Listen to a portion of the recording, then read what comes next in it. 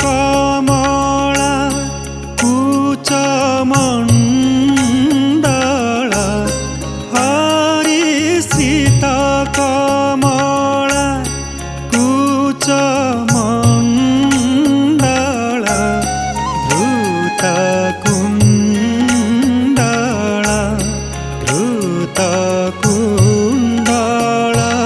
कलित ललित वनमाल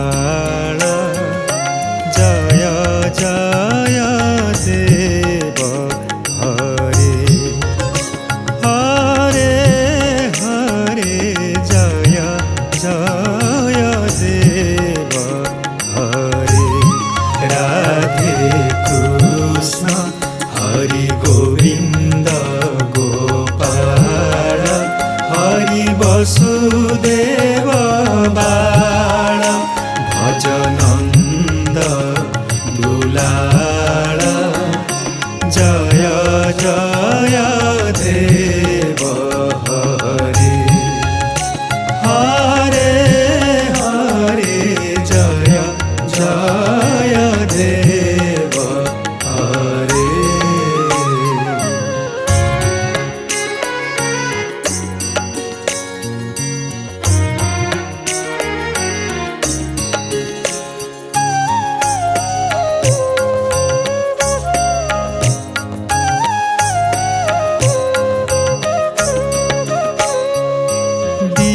दीनमणि मण्डल मण्डन हे हरि दीनमणि मण्डल मण्डन हे भवखण्डन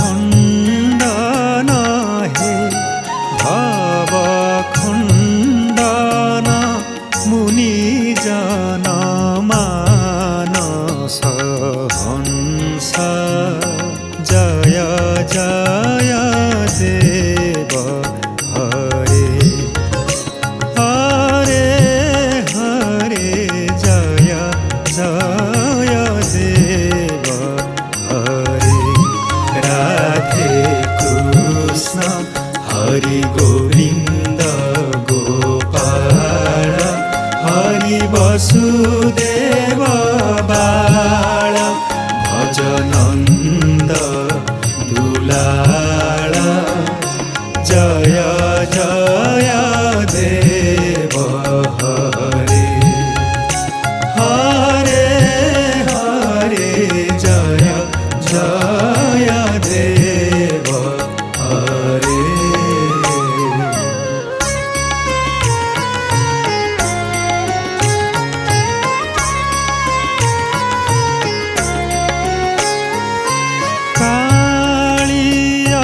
विषधर गंजन हरि कालिया विषधर गंजन जनरंजन जनरंजन जदुकुल नलिन दीनेश जय जय देव हरे हरे हरे जय जय देव हरे राधे कृष्ण हरि गोविंद गोपाल हरि वसुदेव बाल भजनंद दुलाल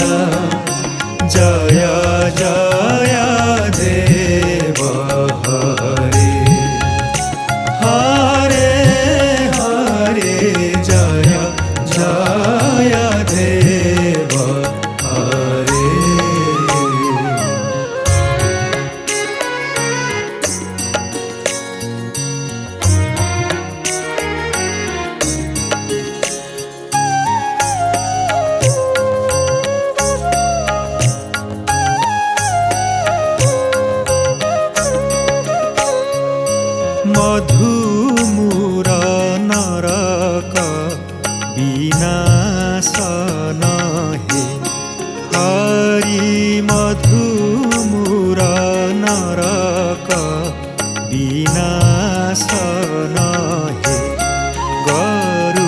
गरुडासन हे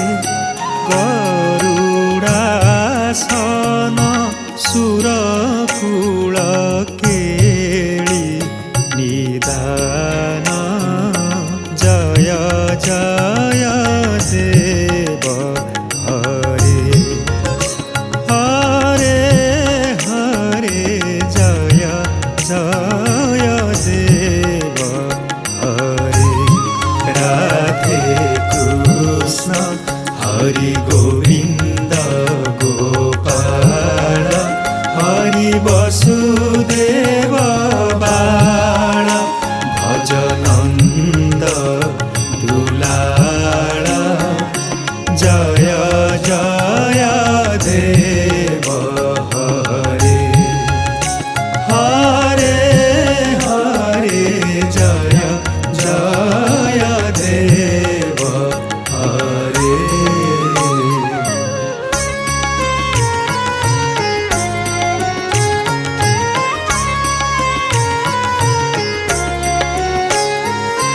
कमल कमल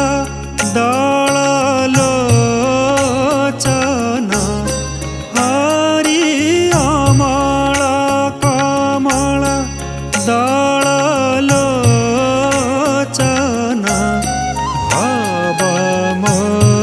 भवमोचन भवमोचन त्रिभुवन भवन निधान जय जय देव हरे हरे हरे जय जय देव हरे राधे कृष्ण हरि गोविंद गोपाल हरि वसुदेव बाल भज नंद दुलाल जय जय देव हरे हरे हरे जय जय देव हरे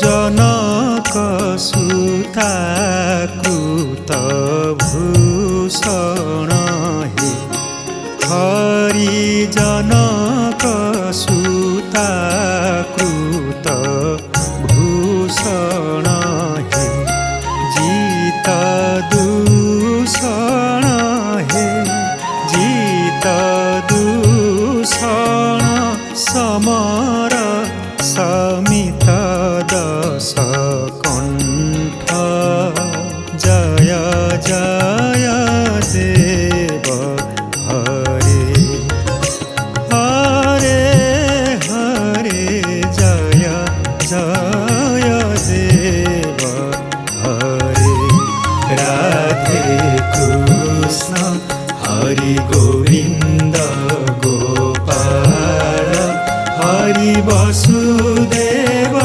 बाल भज नंद दुलाल जय जय देव हरे हरे हरे जय जय देव हरे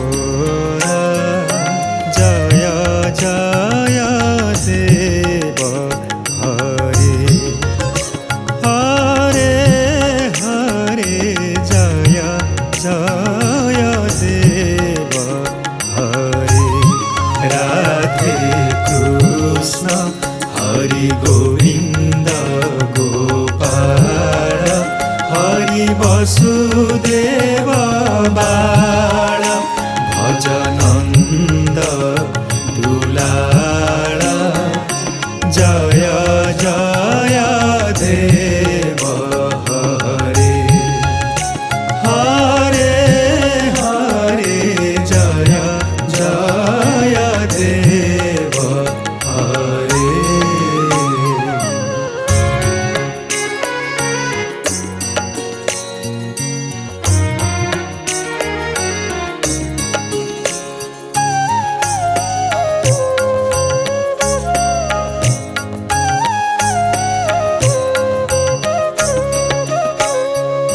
श्री जय देव कबेरिदम हरि श्री जय देव कबेरिदम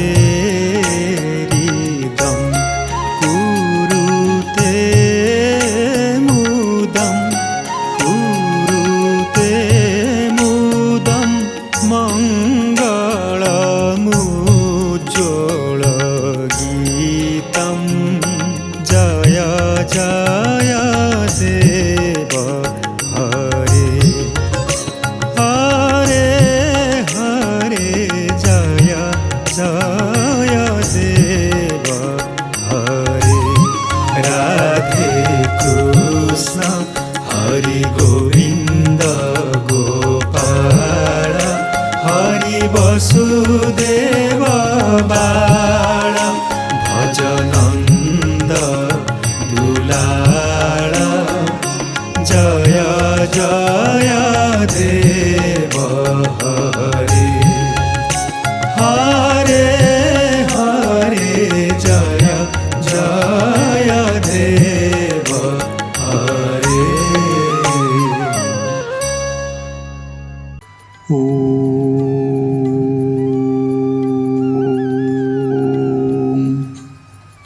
मन्नाथ श्री जगन्नाथ मदगुरु श्री जगतगुरु मदात्मा सर्वभूतात्मा तस्मै श्री गुरवे नमः।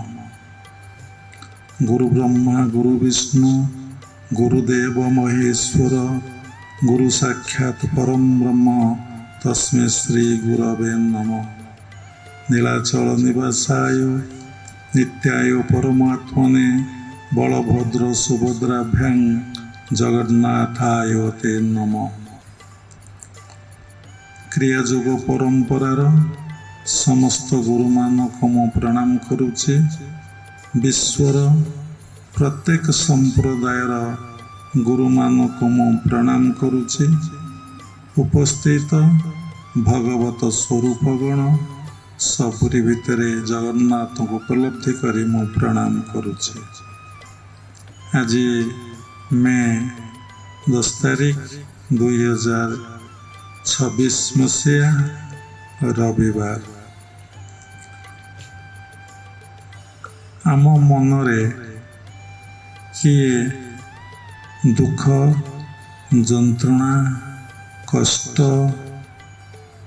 आघात अपमान निंदा समालोचना कि सब दौच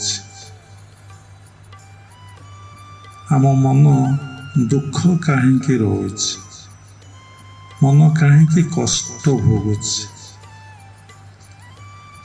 मन सबले कौन दुख जंत्रणा कष्ट चाहे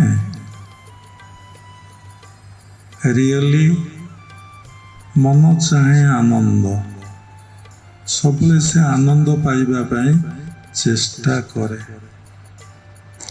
किंतु प्रकृत आनंदटा ताको कोठू मिलिबो से जानी न थाए। से संसार को देखे कारण संसार जन्म हुए देखे समस्ते जुआड़े जाउछंती सियाड़े गले निश्चिंत आनंद मिलिबो। समस्त को से देखे क्वचित कोटि कोटि 100 करे जने नुहे 1000 करे जने नुहे कोटि गोटे गोटे साधु सन्थ थांती ସେମାନେ କେଉଁଠି ଲୁଚି କରି ରହିଥାନ୍ତି। ଏବେ ସିନା ସୋସିଆଲ ମିଡ଼ିଆ ଯୁଗ ସମସ୍ତେ ସୋସିଆଲ ମିଡ଼ିଆ ଦ୍ୱାରା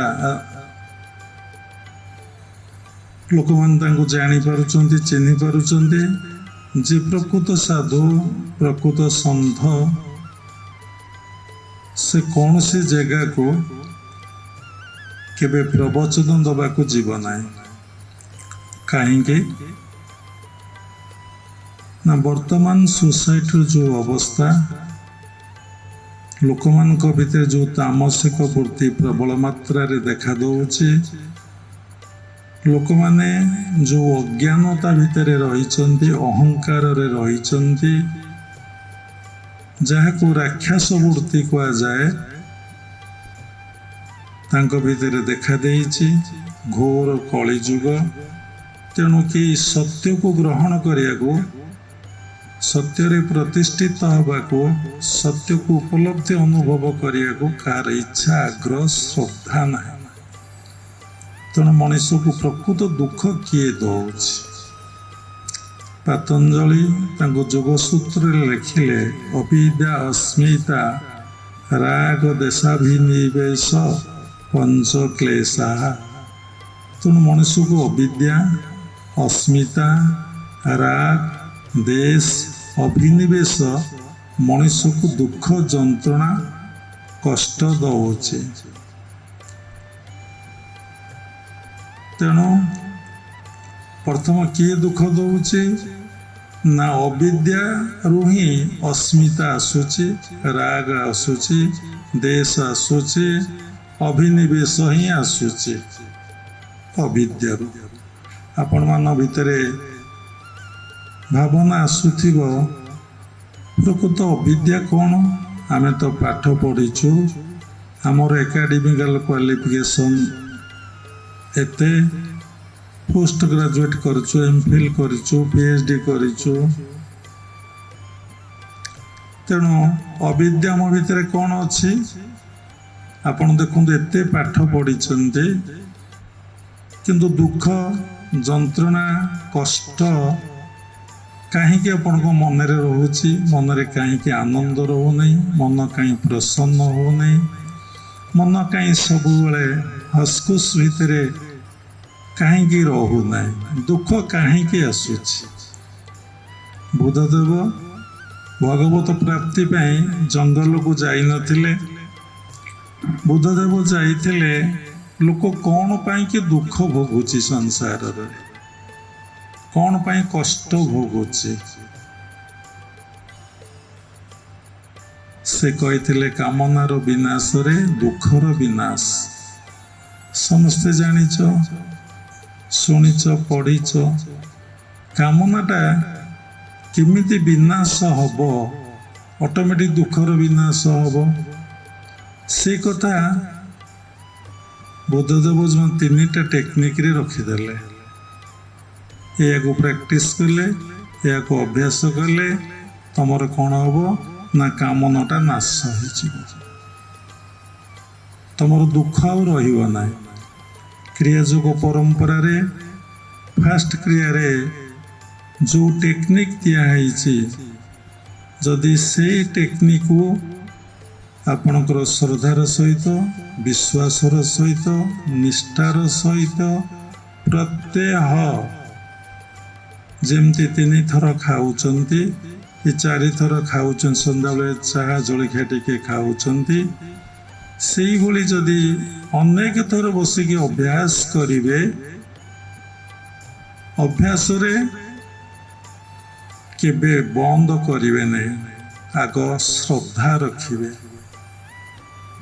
ସବୁ କଥାରେ ଆଗ ଶ୍ରଦ୍ଧା।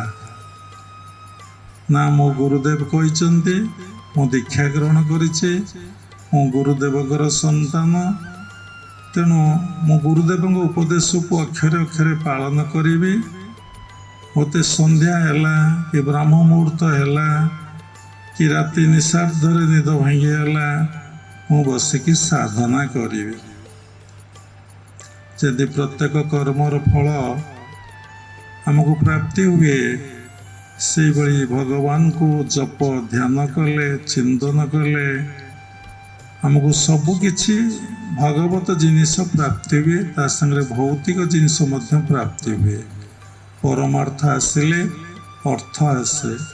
ସେଥିଲାଗି ଶାସ୍ତ୍ରରେ ଲେଖା ଅଛି ଧର୍ମ ଅର୍ଥ କାମ ମୋକ୍ଷ ଚତୁର୍ବର୍ଗ ଫଳ ପ୍ରାପ୍ତି ପାଇଁ ମଣିଷ ଜନ୍ମଗ୍ରହଣ କରିଛି। କିନ୍ତୁ ଆଗ କହିଛି ଧର୍ମ। ସମସ୍ତେ ଭାବନ୍ତି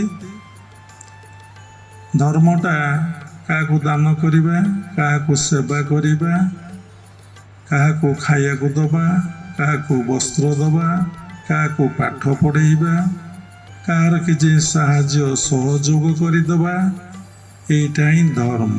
ଏଇଟା କେବେ ଧର୍ମ ନୁହେଁ। ପୁରାଣ ପୁରୁଷ ବହି ପଢ଼ିବେ, ଲାହିଡ଼ି ବାବା ସୁନ୍ଦର ଭାବରେ ଲେଖିଛନ୍ତି ଏସବୁ ପୁଣ୍ୟ କର୍ମ, ଏ କେବେ ଧର୍ମ ନୁହେଁ। ଏଇ ଉପରେ 10 ପେଜ କ'ଣ ଲେଖା ଅଛି। କୂଅ ଖୋଳିବା, ପାଣି ଲୋକଙ୍କୁ ଯୋଗାଇବା, ଏସବୁ ଧର୍ମ ନୁହେଁ। ଏହାଦ୍ୱାରା ଲୋକ କେବେ ମାନସିକ ଶାନ୍ତି ବା ଆନନ୍ଦ ବା ଦୁଃଖ ଯନ୍ତ୍ରଣା କଷ୍ଟରୁ ମୁକ୍ତି ପାଇପାରିବ ନାହିଁ। ଦେଖନ୍ତୁ ଗଭର୍ଣ୍ଣମେଣ୍ଟ କେତେ ସୁବିଧା କରିଛି। ଇଲେକ୍ଟ୍ରିକ୍ ଏବେ ଫ୍ରି ଦେବାକୁ ତାମିଲନାଡ଼ୁରେ 200 ୟୁନିଟ୍ ସାଥୀ ଘୋଷଣା ହେଇଗଲା। ଭାବୁଛି ବାବା କେମିତି ଜାଣିଲେ? ମୁଁ ଜଷ୍ଟ ଏବେ ଜାଣିଲି। ଲୋକଙ୍କୁ ସୁନା ଦିଆଯିବ, ଲୋକଙ୍କୁ ଗ୍ୟାସ୍ ଦିଆଯିବ, ଲୋକଙ୍କୁ ବିଭିନ୍ନ ପ୍ରକାର ଖାଦ୍ୟ ଦିଆଯିବ। ଏବେ ବି ଓଡ଼ିଶାରେ ଦିଆହେଉଛି। ବସ୍ତ୍ର ବି ଦିଆହେବ। ଘରେ ବସିକି ମାଆମାନେ 3000 ଟଙ୍କା ଲେଖା ପାଇବେ, ପୁରୁଷ ଲୋକମାନେ 1500 ଟଙ୍କା ପାଇବେ। କହିବାର ଉଦ୍ଦେଶ୍ୟ, ଏହା ଦ୍ୱାରା ଲୋକ କ'ଣ ମାନସିକ ଶାନ୍ତି ପାଉଛି, ମାନସିକ ଆନନ୍ଦ ପାଉଛି କି ଏହା ଦ୍ୱାରା ସେ କ'ଣ ଭଲରେ ଅଛି? ଦେଖନ୍ତୁ ତା ଦ୍ୱାରା ତାର କ'ଣ ହେଉଛି, ହୀନ ପ୍ରକୃତି ଜାତ ହେଉଛି ତା ଭିତରେ। ସୁଜାତା ଏଠିକି ପଳେଇ ଆସ, ସେ ପୁଅମାନେ 2 ଜଣ ଗୋଟେ ପାଖରେ ରହିଲେ, ଏଠିକି ପଳେଇ ଆସ, ଏଠିକି ପଳେଇ ଆସ। ସେଇଠୁ ରେକର୍ଡିଂ ହେଉଛି, 2 ଛୁଆ ମିଶିଲେ ହେବ ନା, ଏଠି ମାଆଙ୍କ ଆଗକୁ ପଳେଇ ଆସ। ସେଇଠୁ କିନ୍ତୁ କେହି ଜ୍ଞାନୀ ଲୋକ ବୁଝୁନାହାନ୍ତି ଯେ ଆପଣ ପଛ ପଳାଉଟେ ସେଇଠି ବସ।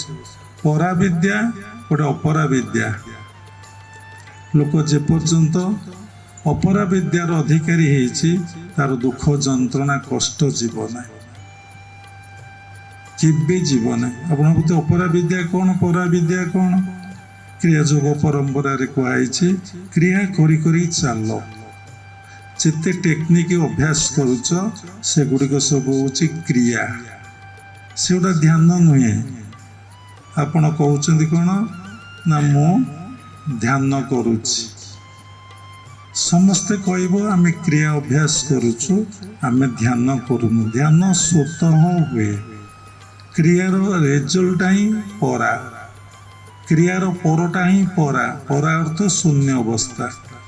ସବୁବେଳେ ଆପଣମାନଙ୍କ ଭିତରେ ପଜିଟିଭ୍ ଥଟ୍ ରଖିବେ।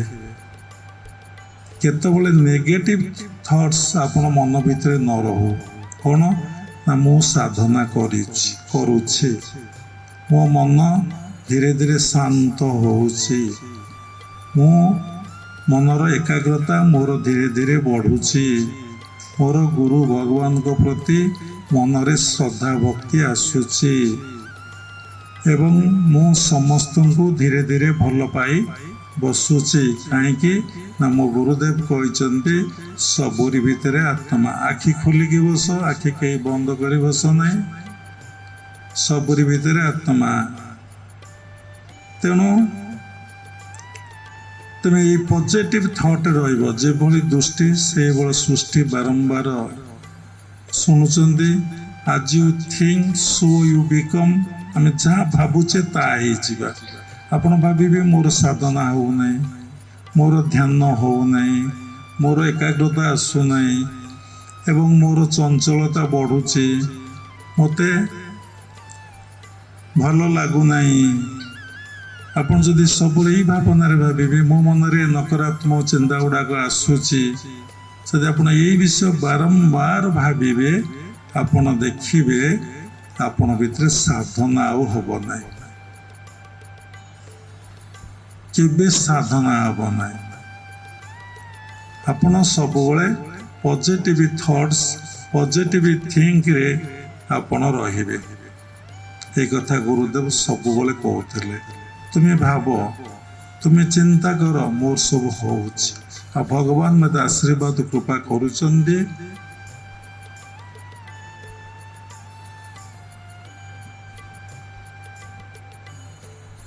ଭଗବାନ ମୋତେ ଆଶୀର୍ବାଦ କୃପା କରୁଛନ୍ତି। ମୁଁ ବହୁତ ଆନନ୍ଦରେ ଆମେ ଅଛୁ। ସବୁ ହିଁ ଭଗବାନଙ୍କର କୃପା। କେତେ ବଡ଼ ସୃଷ୍ଟି, କାରଣ କେତେ ବଡ଼ ଆନନ୍ଦ ପ୍ରେମମୟ, କେଡ଼େ ବଡ଼ ସୁନ୍ଦର ସମୁଦ୍ର ନଦୀ କରିଛନ୍ତି, ପାହାଡ଼ ପର୍ବତ କରିଛନ୍ତି, କେତେ ମାଟି ତଳେ ସେ ତେଲ ସୁନା ରୂପା ସବୁକିଛି ସେ ମାନବ ସମାଜ ପାଇଁକି ସେ ସବୁକିଛି ରଖିଛନ୍ତି। ଭାବନା କର, ଭାବନାରୁ ଭକ୍ତି ଆସେ, ଶ୍ରଦ୍ଧାଟା ରହିଗଲା। ଅବିଦ୍ୟା ପରେ ବୋଲି ସ୍ଥିର କରାହେଇଥିଲା। ତେଣୁ ଭାବନାଟା କର। ଭାବରୁ ଭକତି ହୁଅଇ ଜାତରେ, ଭାବରୁ ଭକତି ହୁଅଇ ଜାତ। ଯାହା ଭାବନା ଶୁଦ୍ଧ ନୁହେଁ, ତା ଭିତରେ ଭକ୍ତି ଭାବ କେତେବେଳେ ଆସିବ ନାହିଁ। ଯାହାର ଭାବନା ଶୁଦ୍ଧ, ତା ଭିତରେ ଭକ୍ତି ଭାବ ହିଁ ଆସିବ। ଆଦୌ ଶ୍ରଦ୍ଧା, କାରଣ ଶ୍ରଦ୍ଧା ହେଉଛି ସବୁକିଛି। ଶ୍ରଦ୍ଧା ଗୋଟେ ସଂସ୍କୃତ ଶବ୍ଦ, ବାବା ବହୁତ ଥର କହିଥିଲେ। ସତରେ ଜୀବନଟା ଅତିବାହିତ କରିବା, ସତରେ ପ୍ରତିଷ୍ଠିତ ହେବା କଥା। ସତ୍ ଧା, ଯେ ସତ୍କୁ ଧାରଣ କରିପାରେ, ଯେ ସତ୍କୁ ଉପଲବ୍ଧି କରିପାରେ, ସେ ଶ୍ରଦ୍ଧା କ'ଣ ଜାଣିଛି। ଯାହା ଭିତରେ ଅସତ ଅଛି, ଅସତକୁ ଧାରଣ କରିଛି, ତାର ଗୁରୁଙ୍କ ପ୍ରତି, ଭଗବାନଙ୍କ ପ୍ରତି, ସାଧୁ ସନ୍ଥଙ୍କ ପ୍ରତି କେତେବେଳେ ଶ୍ରଦ୍ଧା ଆସିବ ନାହିଁ। ଶ୍ରଦ୍ଧା ହେଲେ କ'ଣ ହୁଏ ନା ହୃଦୟରେ ଭକ୍ତିଭାବ ଜାଗ୍ରତ ହୁଏ। ହୃଦୟରେ ଭକ୍ତିଭାବ ଜାଗ୍ରତ ହୁଏ। ଆଉ କ'ଣ ହୁଏ ନା ମନରେ ପବିତ୍ରତା, ପ୍ୟୁରିଟି ଆସେ। ମନରେ କୌଣସି ଖରାପ ଭାବନା, ଖରାପ ଚିନ୍ତା ତାର କେତେବେଳେ ଆସେ ନାହିଁ।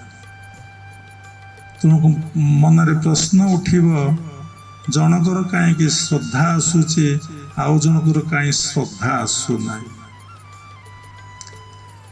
ତେଣୁ କ'ଣ ପାଇଁ ଶ୍ରଦ୍ଧା ଆସୁନାହିଁ ନା ଜନ୍ମ ଜନ୍ମାନ୍ତରର ଯେଉଁ ସଂସ୍କାର, କର୍ମର ଫଳକୁ ସଂସ୍କାର କହନ୍ତି, ସେଇ ସଂସ୍କାରକୁ ବୃତ୍ତି ବି କହନ୍ତି। ସେ ବୃତ୍ତି ଗୁଡ଼ିକ ମିଡ୍ ବ୍ରେନରେ ସଞ୍ଚିତ ହିଁ ଅଛି। ଯେ ସାଧୁସଙ୍ଗ କରି ଆସିଛି, ସାଧନା କରିକି ଆସିଛି ଏବଂ ସତ୍ସଙ୍ଗ କରିକି ଆସିଛି, ସ୍ପିରିଚୁଆଲ ଲାଇଫ୍ ମେଣ୍ଟେନ୍ କରିକି ଆସିଛି, ତାର ଏଇ ସଂସ୍କାର ଗୁଡ଼ିକ ସ୍ପୋଣ୍ଟାନିୟସ୍ ତା ଭିତରୁ ବାହାରିବ, ଯାହାକୁ ଆମେ ପ୍ରାରବ୍ଧ ବୋଲି କହୁ। ଯାହାର ଏସବୁ ନାହିଁ, ତାର ଆସିବ ନାହିଁ। ତା ଭିତରେ ଯେଉଁ ସଂସ୍କାର ଅଛି ତ ଖାଲି କର୍ମ କରି, ଖାଲି ତ ଫାଙ୍କା ଯାଇନାହିଁ ନା, କର୍ମ କରି ଏଠୁ ସେ ମରିଛି। କିଏ ସାତ୍ଵିକ କର୍ମ କରି ମରିଛି, କିଏ ରାଜସିକ କର୍ମ କରି ମରିଛି, କିଏ ତାମସିକ କର୍ମ କରି ମରିଛି। ଯେ ରାଜସିକ କର୍ମ କରି ମରିଛି, ତାର କେମିତି ସଂସାର ବଢ଼ିବ। ଟଙ୍କା ପଇସା ଅଧିକା ହେବ, ଜମିବାଡ଼ି ଅଧିକା ହେବ, ସମାଜରେ ପ୍ରଚାର ପ୍ରତିଷ୍ଠା ତାର ହେବ, ତାର ସେଇ ଭାବଟା ତା ଭିତରେ ବାହାରିବ। ସେଥିପାଇଁ ସେ ପ୍ରଚେଷ୍ଟା ଜନ୍ମରେ କରିବ। ଦେଖୁନାହାନ୍ତି ଆପଣମାନଙ୍କୁ ଟିକେ ଟିକେ ସାତ୍ଵିକ ଭାବର ଝଲକ ଆସିଛି। ପୁରା ସାତ୍ଵିକ ଜୀବନ ଆପଣ ଭିତରେ ଆସିନାହିଁ।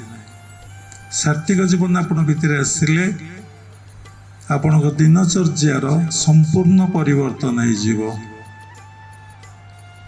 ନିର୍ଦ୍ଦିଷ୍ଟ ଗୋଟେ ଦିନଚର୍ଯ୍ୟା ଆପଣମାନଙ୍କର ନାହିଁ। କାହିଁକି ନା ଆମର ଶ୍ରଦ୍ଧା ଥିଲେ ନିଷ୍ଠା ଆସେ। ନିଷ୍ଠାରୁ କ'ଣ ହୁଏ ନା ଭାବ ଆସେ। ଭାବରୁ କ'ଣ ଆସେ ନା ଭକ୍ତି ଆସେ। ଭକ୍ତି ଆସିଲେ କ'ଣ ହୁଏ ନା ମନ ଆନନ୍ଦ ତୃପ୍ତ ହେଇଯାଏ। ଭକ୍ତିରେ ପ୍ରୀତି ନାହିଁ ଯାହାର, ସେ କି ଜାଣେ ପ୍ରଭୁଙ୍କ ପୟର। ତେଣୁ ଭକ୍ତିରେ କ'ଣ ନା ପ୍ରୀତି ରହିବାଟା ଦରକାର। ତେଣୁ ଆମର ତ ଆଦୌ ଶ୍ରଦ୍ଧା ନାହିଁ। ଆମେ ଗୁରୁକୁଳ ଆଶ୍ରମକୁ ଯିବା, ରିକ୍ତ ହସ୍ତରେ ଯିବା। କେଉଁ ସାଧୁ ସନ୍ଥକୁ ପ୍ରଣାମ କରିବା, ପ୍ରଣାମୀ ଦେବା ନାହିଁ। ସମସ୍ତଙ୍କୁ ସମାଜରେ କିଏ ଦୁର୍ବଳ ଅଛି, ସାତ୍ତ୍ୱିକ ଭାବାପନ୍ନ ବ୍ୟକ୍ତି, ତାକୁ ଗୋଟେ ସାହାଯ୍ୟ ସହଯୋଗ କରିବା ନାହିଁ। ଯେଉଁମାନେ ତାମସିକ ବୃତ୍ତି ଅଛି ସେମାନେ ଶୋଇବେ, ବହୁ ସମୟ ମଦ ମାଂସ ଖାଇବେ, ନିଶା ଖାଇବେ, ମାନେ ନୀତି ନିୟମ ଗୋଟେ ଜୀବନ ସେମାନଙ୍କର ଅତିବାହିତ ହେବ ନାହିଁ। ଜୀବନଟା ଗୋଟେ ନୀତି ଆଉ ନିୟମରେ ବନ୍ଧା। ଏକଥା ଶାସ୍ତ୍ରରେ ଲେଖା ଅଛି, କିଭଳି ମଣିଷ ଜୀବନଯାପନ କରିବ, କେମିତି ଦିନଚର୍ଯ୍ୟା ତାର କରିବ। ଏସବୁ କଥା ବେଦ, ବେଦାନ୍ତ, ଉପନିଷଦ ଅତି ସରଳୀକୃତ କରାଗଲା ଲାଷ୍ଟ ଗୀତା ଏବଂ ଭାଗବତ। ଏ ସମସ୍ତ କଥା ଗୁଡ଼ିକ ସଂସ୍କୃତ ଭାଷାରେ ଲେଖା ଅଛି। ଏଠୁ ଜଣାପଡ଼ୁଛି ସାଂସ୍କ୍ରିଟଟା ପୃଥିବୀର ପ୍ରଥମ ଭାଷା। ସବୁ ଲୋକମାନେ ସଂସ୍କୃତରେ କଥାବାର୍ତ୍ତା ହୁଅନ୍ତି। ଦେବତାମାନେ ସଂସ୍କୃତରେ କଥାବାର୍ତ୍ତା ହୁଅନ୍ତି। ଧୀରେ ଧୀରେ ଅପଭ୍ରଂଶ ହେଇ ବିଭିନ୍ନ ଭାଷା ସବୁ ସୃଷ୍ଟି ହେଲା।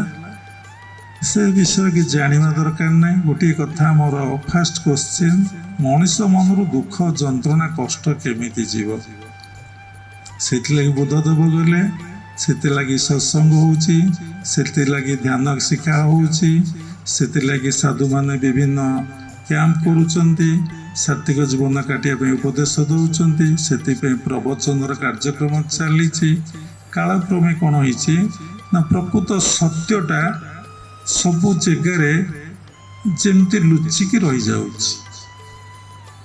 ବାବା ଏବେ କହୁଥିଲେ କ'ଣ ନା ପୁଣ୍ୟ ଆଉ ଧର୍ମ କଥା ସବୁ ଖଣ୍ଡିଆ ହେଇଯାଉଛି। କ'ଣ ନା ଆମେ ଏଇ କାମ କରିଦେଲେ ଆମେ ସମସ୍ତେ ମନେ ମନେ ଭାବୁ, କାହା ଗୋଟେ ବସ୍ତ୍ର ଦେଇଦେଲେ, କାହା ଗୋଟେ ଖାଇବାକୁ ଦେଇଦେଲେ, କାହା ଗୋଟେ ସାହାଯ୍ୟ ସହଯୋଗ କରିଦେଲେ, ଗୋଟେ ସ୍କୁଲ କଲେ, କି ଗୋଟେ ଆମେ ପୋଖରୀ ଖୋଳିଦେଲେ, କି କୂଅଟେ ଖୋଳିଦେଲେ, ବୁଝିପାରୁଛନ୍ତି? ଆମେ ଭାବୁ ଆମେ ଜଣେ ଧାର୍ମିକ ବ୍ୟକ୍ତି। ଆମେ ତ ଜାଣିନୁ ସାଧାରଣ ପୁଣ୍ୟମାନ କ'ଣ, ଧାର୍ମିକ କ'ଣ। ଆମେ ଭାବୁ ଆମେ ଜଣେ ଧାର୍ମିକ ବ୍ୟକ୍ତି। ଦେଖନ୍ତୁ, ଧର୍ମ କରିବାକୁ ଯାଇ ବହୁତ ଅଧର୍ମ ମାନେ ଯେଉଁମାନେ କରୁଛନ୍ତି। ଗୋଟେ କୂଅ ଖୋଳିଦେଲା, କୂଅର ସୁରକ୍ଷା କଲା ନାହିଁ, ଗାଈ ପଡ଼ିଗଲେ, ବାଛୁରୀ ପଡ଼ିଗଲେ, ଛୁଆ ପଡ଼ିଗଲେ, ମଣିଷ ପଡ଼ିଗଲେ, କ'ଣ ହେବ ତା ଦ୍ୱାରା? ତାର ପୁଣ୍ୟ ଅର୍ଜନ ହେବ ନା ପାପ ଅର୍ଜନ ହେବ? ତେଣୁ କ'ଣ କଲେ? ବୁଦ୍ଧଦେବ କହିଲେ, କାମନାର ବିନାଶରେ ଦୁଃଖର ବିନାଶ। ଧର୍ମ କ'ଣ ନା ଯିଏ ଏଇ ସୃଷ୍ଟିକୁ ତିଆରି କରିଛନ୍ତି, ସେ ଜଣେ ସ୍ରଷ୍ଟା ଅଛନ୍ତି, ଯିଏ ଆମ ଭିତରେ ଆମକୁ ତିଆରି କରିଛନ୍ତି। ଆମକୁ ବାପା ମା ତିଆରି କରିନାହାନ୍ତି, ଆମକୁ ଭଗବାନ ହିଁ ତିଆରି କରିଛନ୍ତି। ବାପାଙ୍କ ଭିତରେ କିଏ, ମାଆଙ୍କ ଭିତରେ କିଏ? ଯଦି ସବୁଟାକୁ ରୁଟ୍ ଖୋଜିବେ, ସବୁଟାକୁ ମୂଳ ଖୋଜିବେ, ଆପଣ ଦେଖିବେ ସବୁକିଛି ଭଗବାନଙ୍କ ଠାରୁ ସୃଷ୍ଟି। ଦିନ ଆସିବ ସବୁକିଛି ଭଗବାନଙ୍କ ଭିତରେ ବିଲୟ ମାନେ ଲୀନ ହେଇଯିବ। ଯଦି ସାଇଣ୍ଟିଫିକ ଆପଣ ଦେଖିବେ, ମୁଁ ସେଇ ଭଗବାନଙ୍କର ସୃଷ୍ଟି। ତେଣୁ ସେଇ ସୃଷ୍ଟିକର୍ତ୍ତା ପୁଣି କେଉଁଠି ଅଛି ନା ସର୍ବତ୍ର ଅଛି। ବହୁତ ଚାଲାକ ଲୋକମାନେ ଉତ୍ତର ଦିଅନ୍ତି, ଯଦି ସବୁଠି ଭଗବାନ ଅଛନ୍ତି, ଠିକ ଅଛି, ତୁମେ ମନ୍ଦିର କାହିଁ ଯାଉଛ, ଆଶ୍ରମ କାହିଁ ଯାଉଛ, କ'ଣ ପାଇଁକି? ତୁମେ କେଉଁଠି କ'ଣ ସେଇଠି ରିଏଲାଇଜେସନ୍, ସେଇଠି ଅନୁଭବ କଲେ ହେବ ନାହିଁ? ମନ୍ଦିରରେ ଏତେ ଭିଡ଼ କାହିଁକି ହେଉଛି? ସେଇ କଥା ବାବା ଅନେକ ଥର କହିଛନ୍ତି। ସବୁ ଜାଗାରେ ଏୟାର ଅଛି, ଗାଡ଼ି ପଙ୍କଚର ହେଲେ ସେ କିନ୍ତୁ ଯିବ ଗ୍ୟାରେଜ ପ୍ରେସର ଦେବାକୁ। ବହୁତ ଲୋକଙ୍କର କଥା, ସତ୍ସଙ୍ଗରେ ବସିଲେ କ'ଣ ହେବ, ସତ୍ସଙ୍ଗ ହେଲେ କ'ଣ ହେବ, ବହୁତ ଲୋକଙ୍କର ଧାରଣା। କିନ୍ତୁ ଆପଣଙ୍କୁ ସେଇଠି ମନରେ ପ୍ରଶ୍ନ ଉଠିବା କଥା, ମନ କେମିତି ଆମକୁ ହରେଇ ଦିଏ। ଘରେ ରହିଲେ କ'ଣ ହବ, ଘରେ ବସିଲେ କ'ଣ ହବ, ଟିଭି ମୋବାଇଲ ଦେଖିଲେ କ'ଣ ହବ, ଏଇ ଫ୍ୟାମିଲି ମେମ୍ବର ସହିତ ବସିଲେ ମୋତେ କ'ଣ ମିଳିବ। ଯାହା ମୁଁ ତ କରିବି ତା ମୋ ଭିତରେ ଷ୍ଟୋର ହେଇଯାଉଛି, ତା ମୋ ଭିତରେ ରହିଯାଉଛି। ତେଣୁ କେମିତି ଏଇଟା ହବ, ମୁଁ ତ ତାକୁ ଭୋଗ କରିବାକୁ ପଡ଼ିବ। ତେଣୁ ମଣିଷ ଭିତରେ କ'ଣ ଅଛି ନା ଅବିଦ୍ୟା ରହିଛି, ବା ଅପରା ବିଦ୍ୟା ମୋ ଭିତରେ ଅଛି, ପରା ବିଦ୍ୟା ମୋ ଭିତରେ ନାହିଁ। ତାକୁ ବାହାରେ ଶୋଇ ପକାନ୍ତୁ, କୁହନ୍ତୁ ଶୋଇପଡ଼ୁ, ସେମିତି ହେଲେ ଡିଷ୍ଟର୍ବ ନା, ବସ ବା ସୋଠୁ ଅବିଦ୍ୟାଟା ରହିଛି। ଅବିଦ୍ୟା, ଅସ୍ମିତା, ରାଗ, ଦେଶ, ଅଭିନିବେଶଟା ହେଉଛି ସେଇଠି ବସି ଶୁଣନ୍ତୁ, ବାହାରେ ଇଏ ବକ୍ସ ଥୋଇ ସେଇଠି ଶୁଣନ୍ତୁ। ଅସ୍ମିତାଟା ହେଉଛି କ'ଣ ନା ଦୁଃଖର କାରଣ। ଏଇ ଅବିଦ୍ୟାରୁ ଚାରୋଟି ଜିନିଷ ଆମକୁ ପ୍ରାପ୍ତି ହେଉଛି, କ'ଣ ନା ଅସ୍ମିତା, ରାଗ, ଦେଶ, ଅଭିନିବେଶ। ଯାହା ଭିତରେ ଅବିଦ୍ୟା ଚାଲିଯିବ ତା ଭିତରେ ରାଗ ରହିବ ନାହିଁ, କି ଦେଶ ରହିବ ନାହିଁ, ରାଗ ଦେଶ ଅସ୍ମିତା ରହିବ ନାହିଁ, କି ରାଗ ରହିବ ନାହିଁ, କି ଦେଶ ରହିବ ନାହିଁ। ସେମିତି କାହିଁ ବସୁଛନ୍ତି, ଗୋଡ଼ ପେନ୍ ହଉ କ'ଣ ହେଇଗଲା, ଅଭିନିବେଶ ବି ରହି, ଭଗବାନ ଜାଣୁଛନ୍ତି ଆପଣ ବସିଛନ୍ତି, ପେନ୍ ହଉ, ଆମର ଟିକେ ବ୍ୟାକ୍ ପେନ୍ ବିନ୍ଧୁଛି, ମୁଁ ବସିଛି ନା, ସେ କ'ଣ ଜାଣୁନାହିଁ କ'ଣ କରୁଛି। ଦେହର ସୁଖ ଦିନେ ଦିନେ କଦାପି ନ ଚିନ୍ତିବ ମନେ, ଦେହକୁ ଦେଖୁଥିବ ଭିନ୍ନ ଭିନ୍ନ, କାଷ୍ଟ ଯେସନେ ହୁତାସନେ। ଦେହକୁ ଯେତେ ସୁଖ ଦିଅ ସେ ବେଶୀ ଆରାମ ଖୋଜିବ। ଛୋଟ ପିଲାଟା କହୁଛି ଗରମ ହେଉଛି, ମନର କେତେ ଚାଲାକି, ଯେତେ ସ୍କୋପ୍ ଦିଅ ସେ ସେତେ ଖୋଜିବ, ଯେତେ ସ୍କୋପ୍ ଦିଅ କିଏ ସେଇ ମନ ଖୋଜୁଛି। ପେନ୍ ହେଉଛି ଏମିତି ବସ, ଏମିତି ବସୁ।